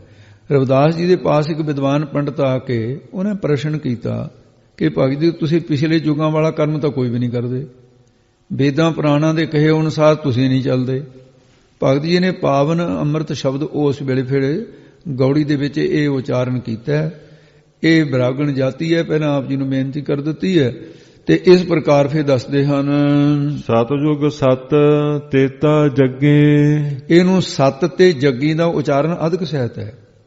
ਸਤ ਨੂੰ ਵੀ ਸਤ ਨਾ ਬਣ ਜਾਏ, ਇਹਨੂੰ ਜਗੀ ਨਾ ਬਣ ਜਾਏ, ਜੱਗੀ। ਸਤਯੁਗ ਸਾਰੇ ਲੋਕ ਸਤ ਸੱਚ ਬੋਲਣ ਵਾਲੇ ਸਤ ਪ੍ਰਗੀ ਸਨ। ਤ੍ਰੇਤੇ ਦੇ ਵਿੱਚ, ਤ੍ਰੇਤੇ ਯੁੱਗ ਵਿੱਚ ਜ਼ਿਆਦਾਤਰ ਲੋਕ ਜੱਗੀ ਜਗ ਆਦਿ ਕਰਮ ਕਰਦੇ ਸਨ। ਸਤਯੁਗ ਸਤ ਤੇਤਾ ਜੱਗੀ। ਅੱਗੇ ਦੱਸਦੇ ਹਨ ਦੁਆਪਰ ਪੂਜਾਚਾਰ, ਦੁਆਪਰ ਯੁੱਗ ਦੇ ਪੂਜਾਚਾਰ, ਪੂਜਨ ਕਿਰਿਆ ਜਿਹਨੇ ਪੂਜ ਆਚਾਰ, ਪੂਜਾ ਦਾ ਕਰਤਵ ਸ਼ੁਰੂ ਹੋਇਆ ਹੈ। ਤੀਨੋਂ ਯੁੱਗ ਤੀਨੋਂ ਦਿੜੇ, ਤਿੰਨੋਂ ਜਿਹੜੇ ਤਿੰਨ ਯੁੱਗਨ ਤੇ ਉਹਨਾਂ ਤਿੰਨਾਂ ਯੁੱਗਾਂ ਵਿੱਚ ਤਿੰਨੇ ਪ੍ਰਕਾਰ ਦੇ ਕਰਮ ਸਤਿਯੁਗ ਦੇ ਸਤ ਰੱਖ ਕੇ ਜੋ ਕਰਦੇ ਤ੍ਰੇਤੇ ਜਾ ਕਰਦੇ ਦੁਆਪਰ ਦੇ ਪੂਜਾ ਕਰਤੱਵ ਇਹਨਾਂ ਨੂੰ ਦ੍ਰਿੜ ਕਰਦੇ ਸਨ। ਪਰ ਇਹ ਜਿਹੜਾ ਸਮਾਂ ਕਲਯੁਗ ਦਾ ਹੈ, ਕਾਲ ਕੇਵਲ ਨਾਮ ਆਧਾਰ, ਇਹ ਕਲਯੁਗ ਦੇ ਵਿੱਚ ਕੇਵਲ ਸਿਰਫ ਇੱਕ ਵਾਹਿਗੁਰੂ ਪਰਮੇਸ਼ਰ ਦੇ ਨਾਮ ਦਾ ਹੀ ਆਸਰਾ ਹੈ। ਪਾਰ ਕੈਸੇ ਪਾਏ ਬੋ ਰੇ ਹੇ ਭਾਈ, ਤੁਸੀਂ ਨਾਮ ਦੀ ਓਟ ਲੈਂਦੇ ਨਹੀਂ, ਇਸ ਕਰਕੇ ਸੰਸਾਰ ਸਮੁੰਦਰ ਤੋਂ ਆਪਣੇ ਆਪ ਨੂੰ ਕੈਸੇ ਕਿਸ ਪ੍ਰਕਾਰ ਪਾਰ ਪਾਓਗੇ। ਮੋਹ ਸੋ ਕੋ ਨਾ ਕਹਿ ਸਮਝਾਏ, ਮੈਨੂੰ ਨਹੀਂ ਕੋਈ ਗੱਲ ਇਹ ਸਮਝਾ ਕੇ ਕਹਿ ਰਹੇ ਵੀ ਕਿਵੇਂ ਲੰਘੋਗੇ ਪਾਰ ਤੁਸੀਂ ਸੰਸਾਰ ਸਮੁੰਦਰ ਨੂੰ। ਮੇਰੇ 100 ਸਾਥ ਤੁਹਾਡੇ ਵਿੱਚੋਂ ਕੋਈ ਵੀ ਇਹ ਜਿਹੜੀ ਸ਼ੁਭ ਸਿੱਖਿਆ ਸਮਝਾ ਕਰਕੇ ਕੌਣ ਨਹੀਂ ਕਹੇ ਕਹਿੰਦੇ ਹੋ, ਜਾਂ ਤੇ ਜਾਤੇ ਆਵਾਗਮਨ ਬਿਲਾਏ, ਜਿਸ ਕਰਕੇ ਸ਼ੁਭ ਸਿੱਖਿਆ ਤੋਂ ਆਵਾਗਮਨ ਆਉਣਾ ਜਾਣਾ ਜੰਮਣਾ ਮਰਨਾ ਬਿਲਾਏ ਨਾਸ ਹੋ ਜਾਂਦਾ ਹੈ। ਰਹਾਉ ਅਸਥਾਈ ਦੇ ਕੇ ਫਰਮਾਉਂਦੇ ਨੇ, ਬਹੁ ਬਿਦ ਧਰਮ ਨਿਰੂਪੀਐ, ਇਹ ਭਾਈ ਤੁਸੀਂ ਸ਼ਾਸਤਰਾਂ ਵਿੱਚ ਬਹੁਤ ਤਰ੍ਹਾਂ ਦੇ ਤਰੀਕਿਆਂ ਦੇ ਨਾਲ ਜਿਹੜਾ ਧਰਮ ਹੈ ਉਹਦਾ ਨਿਰੂਪੀਏ ਕਥਨ ਕੀਤਾ ਗਿਆ ਹੈ। ਬ੍ਰਾਹਮਣ ਦੇ ਤਾਈਂ ਵੇਦ ਆਦਿਕ ਪੜ੍ਹਨ ਦਾ ਪੜ੍ਹਾਉਣ ਦਾ, ਖੱਤਰੀਆਂ ਦੇ ਛਤਰੀਆਂ ਦੇ ਲਈ ਜੰਗ ਕਰਨ ਦਾ, ਵੈਸ਼ਾਂ ਲਈ ਖੇਤੀ ਕਰਨ ਦਾ, ਸ਼ੂਦਰਾਂ ਲਈ ਪਰਾਈ ਸੇਵਾ ਕਰਨ ਦਾ, ਇਹ ਬਹੁਤ ਕੁਝ ਇਹ ਕਥਨ ਕੀਤਾ ਗਿਆ ਹੈ। ਹਾਂਜੀ, ਅੱਗੇ ਕਰਤਾ ਦੀਸੈ ਸਭ ਲੋਏ, ਇਹਨਾਂ ਕਰਮਾਂ ਨੂੰ ਕਰਤਾ ਕਰਦੇ ਹੋਏ ਸਭ ਸਾਰੇ ਲੋਏ ਲੋਕ ਦੀਸੈ ਦੇਖ ਰਹੇ ਹਨ। ਭਾਵੇਂ ਕਰਮ ਕਰਦੇ ਹਨ, ਕਵਨ ਕਰਮ ਤੇ ਛੂਟੀਐ, ਪਰ ਮੈਂ ਤੁਹਾਨੂੰ ਪੁੱਛਦਾ ਵੀ ਕਿਹੜੇ ਕਰਮ ਕਰਨ ਦੇ ਨਾਲ ਸੰਸਾਰ ਤੋਂ ਛੁਟਕਾਰਾ ਹੁੰਦਾ ਹੈ। ਭਾਵ ਕੀ ਹੈ, ਮੁਕਤੀ ਕਿਵੇਂ ਹੁੰਦੀ ਹੈ, ਇਹ ਕਰਮ ਦੱਸੋ ਕਿਹੜਾ ਹੈ। ਜੇ ਸਾਧੇ ਸਭ ਸਿੱਧ ਹੋਏ, ਜਿਹਦੇ ਸਾਧੇ ਸਾਧਨ ਕਰਨ ਦੇ ਨਾਲ ਸਾਰੇ ਕਾਰਜ ਸਿੱਧ ਹੋ ਜਾਣ, ਜਿਹਦੇ ਕਰਨ ਦੇ ਨਾਲ ਸਿੱਧ ਮੁਕਤੀ ਪ੍ਰਾਪਤ ਹੋ ਜਾਏ, ਸਿੱਧ ਹੋ ਜਾਣ ਸਾਰੇ ਕਾਰਜ। ਤੇ ਇਸ ਕਰਕੇ ਦੁਬਾਰੇ ਫਿਰ ਬੋਲੋ ਜੀ, ਕਵਨ ਕਰਮ ਤੇ ਛੂਟੀਐ, ਜੇ ਸਾਧੇ ਸਭ ਸਿੱਧ ਹੋਏ, ਕਿਹੜੇ ਕਰਮ ਨਿਤ ਨਿਮਿਤ ਪ੍ਰਾਸ਼ਿਤ ਕਾਮਿਆ ਨਖਿਧ ਕਰਮ, ਜਿਨ੍ਹਾਂ ਦੇ ਕਰਨਾ ਛੁਟਕਾਰਾ ਪਾਈਦਾ, ਦੱਸੋ ਕਿਹੜੇ ਨੇ ਹੋਏ। ਜਿਨ੍ਹਾਂ ਦੇ ਸਾਧੇ ਸਾਧਨ ਸਭ ਸਾਰੀਆਂ ਸਿੱਧ ਮੁਕਤੀਆਂ ਪ੍ਰਾਪਤ ਹੋ ਜਾਣ, ਕਿਹੜਾ ਕਰਮ ਹੈ ਦੱਸੋ ਕੋਈ ਹੈ। ਇਹ ਰਵਿਦਾਸ ਜੀ ਨੇ ਉਹਨਾਂ ਨੂੰ ਕਿਹਾ, ਕਰਮ ਅਕਰਮ ਵਿਚਾਰੀਐ, ਤੇ ਜੇਕਰ ਸ਼ੁਭ ਕਰਮ ਤੇ ਅਕਰਮ ਮੰਦ ਕਰਮਾਂ ਨੂੰ ਵਿਚਾਰਨਾ ਕਰੀਏ ਤਾਂ ਫਿਰ ਜਿਹੜੇ ਚਾਰੇ ਵੇਦ ਹੈ ਜਾਂ ਪੁਰਾਣ 18 ਪੁਰਾਣ ਇਹਨਾਂ ਨੂੰ ਅੱਗੇ ਦੱਸਦੇ ਹਨ। ਸ਼ੰਕਾ ਸੁਨ ਵੇਦ ਪੁਰਾਣ, ਇਹ ਜਿਹੜੇ 18 ਪੁਰਾਣ ਚਾਰੇ ਵੇਦ ਨੇ, 18 ਪੁਰਾਣ, ਇਹਨਾਂ ਨੂੰ ਸੁਣ ਕਰਕੇ ਇੱਕ ਸ਼ੰਕਾ ਸੰਸਾ ਪੈਦਾ ਹੋ ਜਾਂਦਾ ਹੈ। ਭਾਵ ਕਿਸੇ ਥਾਂ ਤਾਂ ਗਊ ਨੂੰ ਮਾਰ ਕੇ ਉਹਦਾ ਜੱਗ ਕਰਨਾ ਲਿਖਿਆ ਹੋਇਆ, ਗਊ ਮੇਧ ਜੱਗ, ਕਿਤੇ ਥਾਂ ਗਊ ਨੂੰ ਮਾਂ ਸਮਝ ਕੇ ਪੂਜਾ ਲਿਖੀ ਪਈ ਹੈ, ਇਹਦੀ ਪੂਜਾ ਕਰੋ, ਕਿਤੇ ਵੱਢੋ ਤੇ ਕਿਸੇ ਪੂਜਾ ਕਰੋ। ਇਹ ਫਿਰ ਸ਼ੰਕਾ ਨਹੀਂ ਪਊਗੀ ਤਾਂ ਹੋਰ ਕੀ ਹੋਊਗਾ। ਰਵਿਦਾਸ ਜੀ ਨੇ ਉੱਤਰ ਦਿੱਤਾ ਉਹਨੂੰ ਬ੍ਰਾਹਮਣਾਂ ਨੂੰ, ਸੰਸਾ ਸਦ ਹਿਰਦੈ ਬਸੈ, ਹਮੇਸ਼ਾ ਹੀ ਅੰਤਸ਼ਕਰਨ ਵਿੱਚ ਸੰਸਾ ਸ਼ੱਕ ਪੈਦਾ ਹੋਈ ਬਸਦੀ ਰਹਿੰਦੀ ਹੈ ਹਿਰਦੇ ਦੇ ਵਿੱਚ। ਇਹਨਾਂ ਕਰਮਾਂ ਵਿੱਚ ਇਹ ਫਰਕ ਪੈ ਕੇ ਤੇ ਇਸ ਕਰਕੇ ਇਹ ਜਿਹੜੀਆਂ ਵਿਧੀਆਂ ਨੇ ਇਹ ਕਿਤੇ ਫਰਕ ਨਾ ਪੈ ਜਾਵੇ, ਜਿਹੜੇ ਵੀ ਕਰਮ ਕਰਨ ਵਾਲੇ ਨੇ ਸ਼ੰਕਾ ਬਣੀ ਰਹਿੰਦੀ ਹੈ, ਮੇਰੇ ਕੋਲੋਂ ਕਿਤੇ ਕਰਮ ਵਿੱਚ ਫਰਕ ਨਾ ਪੈ ਜਾਏ, ਕੋਈ ਵਿਧੀ ਭੰਗ ਨਾ ਹੋ ਜਾਏ। ਜੇਕਰ ਕਰਮ ਨਾ ਹੋ ਜਾਏ ਤਾਂ ਕਹਿੰਦਾ ਵੀ ਕਰਮ ਪੂਰਾ ਹੀ ਨਹੀਂ ਹੋਇਆ। ਇਸ ਕਰਕੇ ਜੇ ਕਰ ਲਵੇ, ਕੌਣ ਹਿਰੈ ਅਭਿਮਾਨ, ਇਉਂ ਫਿਰ ਅਭਿਮਾਨ ਕਰਦਾ ਵੀ ਮੈਂ ਕਰਮ ਕਰ ਲਿਆ। ਇਹਨੂੰ ਕੌਣ ਹਿਰੈ, ਨਾਸ ਕੌਣ ਕਰ ਸਕਦਾ ਹੰਕਾਰ ਨੂੰ। ਬਾਹਰ ਉਦਕ ਪਖਾਰੀਐ, ਬਾਹਰ ਤੋਂ ਸਰੀਰ ਨੂੰ ਤੀਰਥਾਂ ਦੇ ਪਾਣੀ ਨਾਲ ਪਖਾਰੀਏ, ਧੋਣਾ ਕਰਦੇ ਐ ਬਹੁਤ ਸਾਰੇ, ਪਰ ਇਹ ਨਹੀਂ ਪਤਾ ਹੈ ਘਟ ਭੀਤਰ ਵਿਵਿਧ ਵਿਕਾਰ, ਘਟ ਅੰਤਸ਼ ਕਰਨ ਦੇ ਭੀਤਰ ਵਿੱਚ ਵਿਵਿਧ ਅਨੇਕਾਂ ਪ੍ਰਕਾਰ ਦੇ ਕਾਮ ਕ੍ਰੋਧ ਲੋਭ ਮੋਹ ਹੰਕਾਰ ਈਰਖਾ ਦਵੈਸ਼, ਇਹ ਵਿਕਾਰ ਪਏ ਹੋਏ ਹਨ। ਸੁਧ ਕਵਨ ਪਰ ਹੋਏ ਬੋ, ਵਿਸ਼ੇਸ਼ ਕਰਕੇ ਸੁਧ ਪਵਿੱਤਰ ਕਵਨ ਕਿਹੜੀ ਵਿਧੀ ਨਾਲ ਹੋਵੇਗਾ, ਕਿਉਂਕਿ ਤੁਹਾਡੀ ਜਿਹੜੀ ਸੁਚ ਪਵਿੱਤਰਤਾ ਵਾਲਾ ਜਿਹੜਾ ਅੱਗੇ ਦੱਸਦੇ ਨੇ ਸੁੱਚ ਕੁੰਚਰ ਵਿਦ ਵਿਵਹਾਰ, ਤੁਹਾਡੀ ਜਿਹੜੀ ਬਾਹਰ ਦੀ ਸੁਚ ਪਵਿੱਤਰਤਾ ਹੈ ਉਹ ਤਾਂ ਇਉਂ ਵਿਹਾਰ ਹੈ, ਇਉਂ ਹੈ। ਇਹ ਕੰਮ ਤਾਂ ਜਿਵੇਂ ਕੁੰਚਰ ਹਾਥੀ ਦੀ ਵਿਧ ਵਿਧੀ ਹੈ ਉਹਦੇ ਵਾਂਗੂ ਹੈ। ਹਾਥੀ ਇਸ਼ਨਾਨ ਕਰਕੇ ਪਾਣੀ ਤੋਂ ਬਾਹਰ ਆਉਣ ਦੀ ਦੇਰ ਹੈ, ਮੁੜ ਕੇ ਮਿੱਟੀ ਖੇ ਪਾ ਲੈਂਦਾ ਹੈ ਆਪਣੇ ਆਪ ਦੇ ਉੱਤੇ। ਤੁਸੀਂ ਚੰਗੇ ਕਰਮ ਕਰਨੇ ਮੁੜ ਕੇ ਹੰਕਾਰ ਕਰਕੇ ਖੇਹ ਪਾ ਲੈਂਦੇ ਹੋ। ਤੀਰਥ ਵਰਤ ਅਰਦਾਨ ਕਰ ਮਨ ਮੈਂ ਤਰੈ ਗੁਮਾਨ, ਨਾਨਕ ਨੇ ਫਲ ਜਾਤੇ ਜਿਉ ਕੁੰਚਰ ਇਸ਼ਨਾਨ। ਇਹ ਤੁਹਾਡਾ ਇਸ ਤਰ੍ਹਾਂ ਦੇ ਕਰਮ ਹਨ, ਮੈਂ ਤਾਂ ਨਹੀਂ ਇਹ ਕਰਦਾ। ਰਬ ਪ੍ਰਗਾਸ ਰਜਨੀ ਜਥਾ ਗਤ। ਇਹ ਗਤ ਤੇ ਵਿਸਰਾਮ ਲਾਉਣਾ ਭਾਈ, ਥੋੜਾ ਜਿਹਾ ਔਖਾ ਵਿਸਰਾਮ ਹੈ। ਰਬ ਪ੍ਰਗਾਸ ਰਜਨੀ ਜਥਾ ਗਤ, ਤੇ ਜਥਾ ਜਿਸ ਪ੍ਰਕਾਰ ਰਬ ਸੂਰਜ ਦੇ ਪ੍ਰਗਾਸ ਉਹਦੇ ਹੋਣ ਨਾਲ ਰਜਨੀ ਰਾਤ ਉਹ ਫਿਰ ਗਤ ਨਾਸ ਹੋ ਜਾਂਦੀ ਹੈ, ਰਹਿੰਦੀ ਨਹੀਂ ਹੈ। ਇਸੇ ਪ੍ਰਕਾਰ ਕਹਿੰਦੇ ਸਭ ਸਾਰਾ ਸੰਸਾਰ, ਇਹ ਜਿਹੜਾ ਜਗਤ ਦੀ ਬੋਲੋ ਜੀ ਜਾਣਤ ਸਭ ਸੰਸਾਰ। ਇਸ ਗੱਲ ਨੂੰ ਸਭ ਸਾਰਾ ਸੰਸਾਰ ਜਗਤ ਜਾਣਦਾ ਹੈ ਕਿ ਹਾਂ ਐਸਾ ਹੁੰਦਾ ਹੈ। ਤੇ ਇਸੇ ਕਰਕੇ ਨਾ ਇਉਂ ਪਰਮੇਸ਼ਰ ਦੇ ਅਪਰੋਕਸ਼ ਗਿਆਨ ਰੂਪੀ ਸੂਰਜ ਦੇ ਚੜ੍ਹਨ ਨਾਲ ਰੱਬ ਪ੍ਰਗਾਸ ਰਜਨੀ ਜਥਾ ਗਤ, ਅਵਿਦਿਆ ਰੂਪੀ ਰਾਤ ਨਾਸ ਹੋ ਜਾਂਦੀ ਹੈ, ਗਤ ਨਾਸ ਹੋ ਜਾਂਦੀ ਹੈ। ਜਾਣਤ ਸਭ ਸੰਸਾਰ, ਸਭ ਸਾਰੇ ਸੰਸਾਰ ਜਗਤ ਵਿੱਚ ਪਰਮੇਸ਼ਰ ਨੂੰ ਵਿਆਪਕ ਜਾਣ ਲਈਦਾ ਹੈ। ਪਾਰਸ ਮਾਨੋ ਤਾਂਬੋ ਛੋਏ। ਇਉਂ ਮਾਨੋ ਮੰਨਣਾ ਕਰੋ ਕਿ ਜਿਵੇਂ ਪਾਰਸ ਨਾਲ ਤਾਂਬਾ ਛੋ ਜਾਵੇ ਤਾਂ ਉਸ ਨੂੰ ਕਣਕ ਸੋਨਾ ਹੋਣ ਦੇ ਨਾਲ, ਅੱਗੇ ਦੱਸਦੇ ਹਨ, ਕਣਕ ਹੋਤ ਨਹੀਂ ਬਾਰ। ਤਾਂਬਾ ਛੋ ਜਾਵੇ ਤਾਂ ਉਸ ਨੂੰ ਕਣਕ ਸੋਨਾ ਹੋਤ ਹੋਣ ਨੂੰ ਬਾਰ ਦੇਰ ਨਹੀਂ ਲੱਗਦੀ। ਇਸੇ ਪ੍ਰਕਾਰ ਇਹ ਮਾਨੋ ਮੰਨਣਾ ਕਰੋ ਕਿ ਜਦੋਂ ਪੁਰਸ਼ ਗੁਰੂ ਰੂਪੀ ਜਿਹੜਾ ਪਾਰਸ ਹੈ ਉਹਦੇ ਨਾਲ ਜਗਿਆਸੂ ਰੂਪ ਤਾਂਬਾ ਛੋ ਜਾਵੇ, ਕਣਕ ਹੋਤ ਨਹੀਂ ਬਾਹਰ, ਉਦੋਂ ਕਣਕ ਸੋਨੇ ਦੀ ਤਰ੍ਹਾਂ ਸੁੱਧ ਬ੍ਰਹਮ ਦਾ ਰੂਪ ਹੋਣ ਦੇ ਦੇਰ ਨਹੀਂ ਲੱਗਦੀ ਹੈ। ਪਰਮ ਪਰਸ ਗੁਰ ਭੇਟੀਐ। ਪਰ ਪਰਮ ਪਾਰਸ ਤੋਂ ਪਰਮ ਵੱਡੇ ਕੌਣ? ਗੁਰੂ ਸਾਹਿਬ। ਤੇ ਇਉਂ ਸਾਧ ਸੰਜੀਵੀ ਸਤਿਗੁਰੂ ਮਹਾਰਾਜ ਸਾਹਿਬ ਜੀ ਜਿਹੜੇ ਨੇ ਉਹ ਪਰਮ ਵੱਡੇ ਨੇ, ਉਹਨਾਂ ਨੂੰ ਪਰਸ ਪਰਮ ਕਰਕੇ ਜਦੋਂ ਭੇਟੀਏ ਮਿਲ ਜਾਣ। ਇਹ ਪੂਰਬ ਲਿਖਤ ਬੋਲੋ ਜੀ।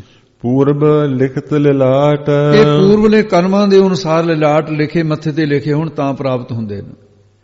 ਗੁਰੂ ਰੂਪ ਪਾਰਸ ਜਿਹੜਾ ਹੈ ਉਹ ਜਦੋਂ ਮਿਲ ਜਾਂਦਾ ਹੈ ਤੇ ਫਿਰ ਦੇਰ ਨਹੀਂ ਲੱਗਦੀ ਹੈ, ਸੁੱਧ ਸੋਨਾ ਬਣਦਾ। ਉੱਪਰ ਕਿਹਾ ਹੈ ਉਨ ਮਨ ਹੀ ਮਿਲੇ। ਜਿਨ੍ਹਾਂ ਦੇ ਆਪਣੇ ਮਨ ਅੰਤਸ਼ਕਰਨ ਨੂੰ ਸੰਸਾਰ ਵੱਲੋਂ ਉਨ ਮਨ ਉਲਟਾ ਲਿਆ, ਜਿਨ੍ਹਾਂ ਨੇ ਆਪਣੇ ਮਨ ਨੂੰ ਸੰਸਾਰ ਵੱਲੋਂ ਉਨ ਮਨ ਉਲਟਾ ਲਿਆ, ਉਹਨਾਂ ਦਾ ਮਨ ਹਿਰਦਾ ਉਨ ਮਨ ਉਲਟ ਕੇ ਮਨ ਸ਼੍ਰੋਮਣੀ ਪਰਮੇਸ਼ਰ ਦੇ ਮੰਤਰ ਦੇ ਵਿੱਚ ਹੀ ਨਾਮ ਨਿਸ਼ਚੈ ਕਰਕੇ ਮਿਲ ਜਾਂਦਾ ਹੈ। ਜਿਹੜੇ ਗੁਰੂ ਸਾਹਿਬ ਦੇ ਸ਼ਬਦ ਦਾ ਮਨ ਮੰਨਣ ਕਰਦੇ ਹੈ ਉਨ ਮਨ ਤੁਰਿਆ ਅਵਸਥਾ ਵਿੱਚ ਪਹੁੰਚ ਜਾਂਦੇ ਹਨ ਤੇ ਉਹੀ ਫਿਰ ਮਨ ਸ਼੍ਰੋਮਣੀ ਪਰਮੇਸ਼ਰ ਦੇ ਨਾਲ ਮਿਲ ਜਾਂਦੇ ਹਨ।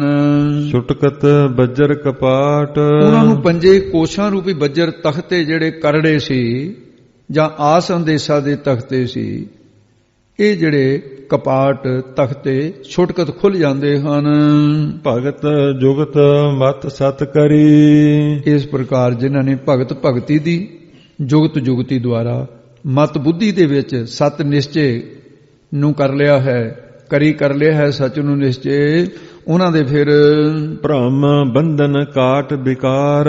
ਉਹਨਾਂ ਦੇ ਭਰਮ ਦੇ ਬੰਧਨ ਜੰਜਾਲ ਵਿਕਾਰ ਕਾਮ ਕ੍ਰੋਧ ਆਦਿਕ ਗੁਰੂ ਨੇ ਕੱਟ ਦਿੱਤੇ ਹਨ। ਸੋਈ ਬਸ ਰਸ ਮਨ ਮਿਲੇ। ਉਹੀ ਪਰਮੇਸ਼ਰ ਗੁਰਮੰਤਰ ਰੂਪ ਹੋ ਕੇ ਜਦੋਂ ਹਿਰਦੇ ਦੇ ਵਿੱਚ ਬਸ ਗਿਆ ਹੈ, ਨਾਮੇ ਅੰਦਰ ਹੋਂ ਬਸਾਂ ਨਾਮ ਬਸੈ ਮਨ ਆਏ, ਤਾਂ ਉਸ ਦੇ ਕਰਕੇ ਫਿਰ ਰਸ ਪ੍ਰੇਮ ਪੈਦਾ ਹੋ ਗਿਆ। ਪ੍ਰੇਮ ਕਰਕੇ ਫਿਰ ਮਨ ਹਿਰਦੇ ਵਿੱਚ ਜਿਹੜਾ ਸ਼੍ਰੋਮਣੀ ਪਰਮੇਸ਼ਰ ਹੈ ਉਹ ਮਿਲ ਪਿਆ। ਉਦੋਂ ਫਿਰ ਗੁਣ ਨਿਰਗੁਣ ਏਕ ਵਿਚਾਰ। ਪਰਮੇਸ਼ਰ ਦੇ ਗੁਣ ਸਰਗੁਣ ਸਰੂਪ ਦੇ ਤੇ ਨਿਰਗੁਣ ਸਰੂਪ, ਇਹ ਸਰਗੁਣ ਤੇ ਨਿਰਗੁਣ ਜਿਹੜੇ ਦੋਨੇ ਨੇ ਇੱਕੋ ਰੂਪ ਹੀ ਇਹ ਵਿਚਾਰ ਪ੍ਰਾਪਤ ਹੋ ਗਈ। ਗੁਣ ਨਿਰਗੁਣ ਏਕ ਵਿਚਾਰ। ਨਿਰਗੁਣੀ ਜਿਹੜਾ ਜੀਵ ਬਣਿਆ ਫਿਰਦਾ ਸੀ ਅਗਿਆਨ ਕਰਕੇ, ਗੁਣ ਜਿਹੜਾ ਈਸ਼ਵਰ ਸੀ ਗੁਣਾ ਕਰਕੇ, ਉਹਨਾਂ ਦੀ ਏਕ ਵਿਚਾਰ ਹੋ ਗਈ। ਜਾਣੇ ਤਤ ਤੂੰ ਪਦ ਦਾ ਸੰਸ਼ੋਧਨ ਹੋ ਗਿਆ।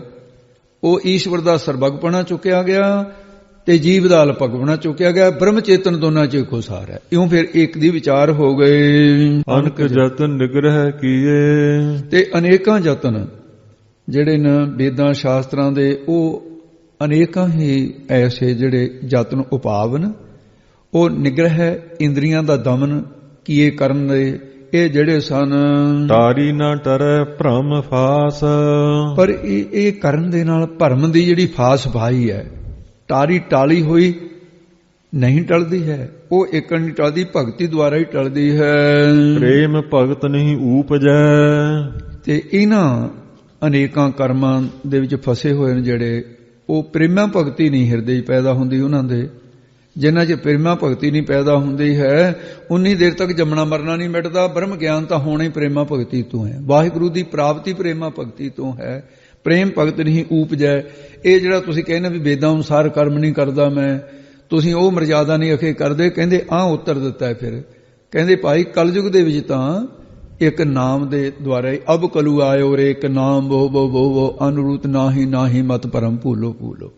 ਇਸ ਕਰਕੇ ਜਦੋਂ ਇਹ ਭਗਤੀ ਹਿਰਦੇ 'ਚ ਜਿਗਿਆਸੂਆਂ ਦੇ ਨਹੀਂ ਪੈਦਾ ਹੁੰਦੀ, ਮੈਂ ਦੇਖ ਰਿਹਾ ਹਾਂ। ਤਾਤੇ ਰਵਿਦਾਸ ਉਦਾਸ, ਭਗਤ ਰਵਿਦਾਸ ਜੀ ਕਥਨ ਕਰਦੇ ਤਾਂ ਤੇ ਇਸ ਕਰਕੇ ਮੈਂ ਸੰਸਾਰ ਦੇ ਪਸਾਰੇ 'ਚ ਰਹਿੰਦਾ ਹੋਇਆ ਇਹ ਪਖੰਡ ਰੂਪ ਕਰਮਾਂ ਨੂੰ ਜਿਹੜੇ ਲੋਕ ਕਰਦੇ, ਮੈਂ ਤਾਂ ਇਹ ਤੋਂ ਉਦਾਸ ਹੀ ਹੋ ਗਿਆ ਵੀ ਪ੍ਰੇਮਾ ਭਗਤੀ ਪੈਦਾ ਨਹੀਂ ਹੁੰਦੀ ਤੇ ਪਖੰਡ ਵਾਲੇ ਕਰਮ ਕਾਂਡ ਹੋਣ ਤੇ ਨਿਤ ਨਿਮਿਤ ਪ੍ਰਾਸ਼ਚਿਤ ਆਦਿ ਕਰਮ ਤੁਸੀਂ ਕਰਦੇ ਰਹਿੰਦੇ ਹੋ।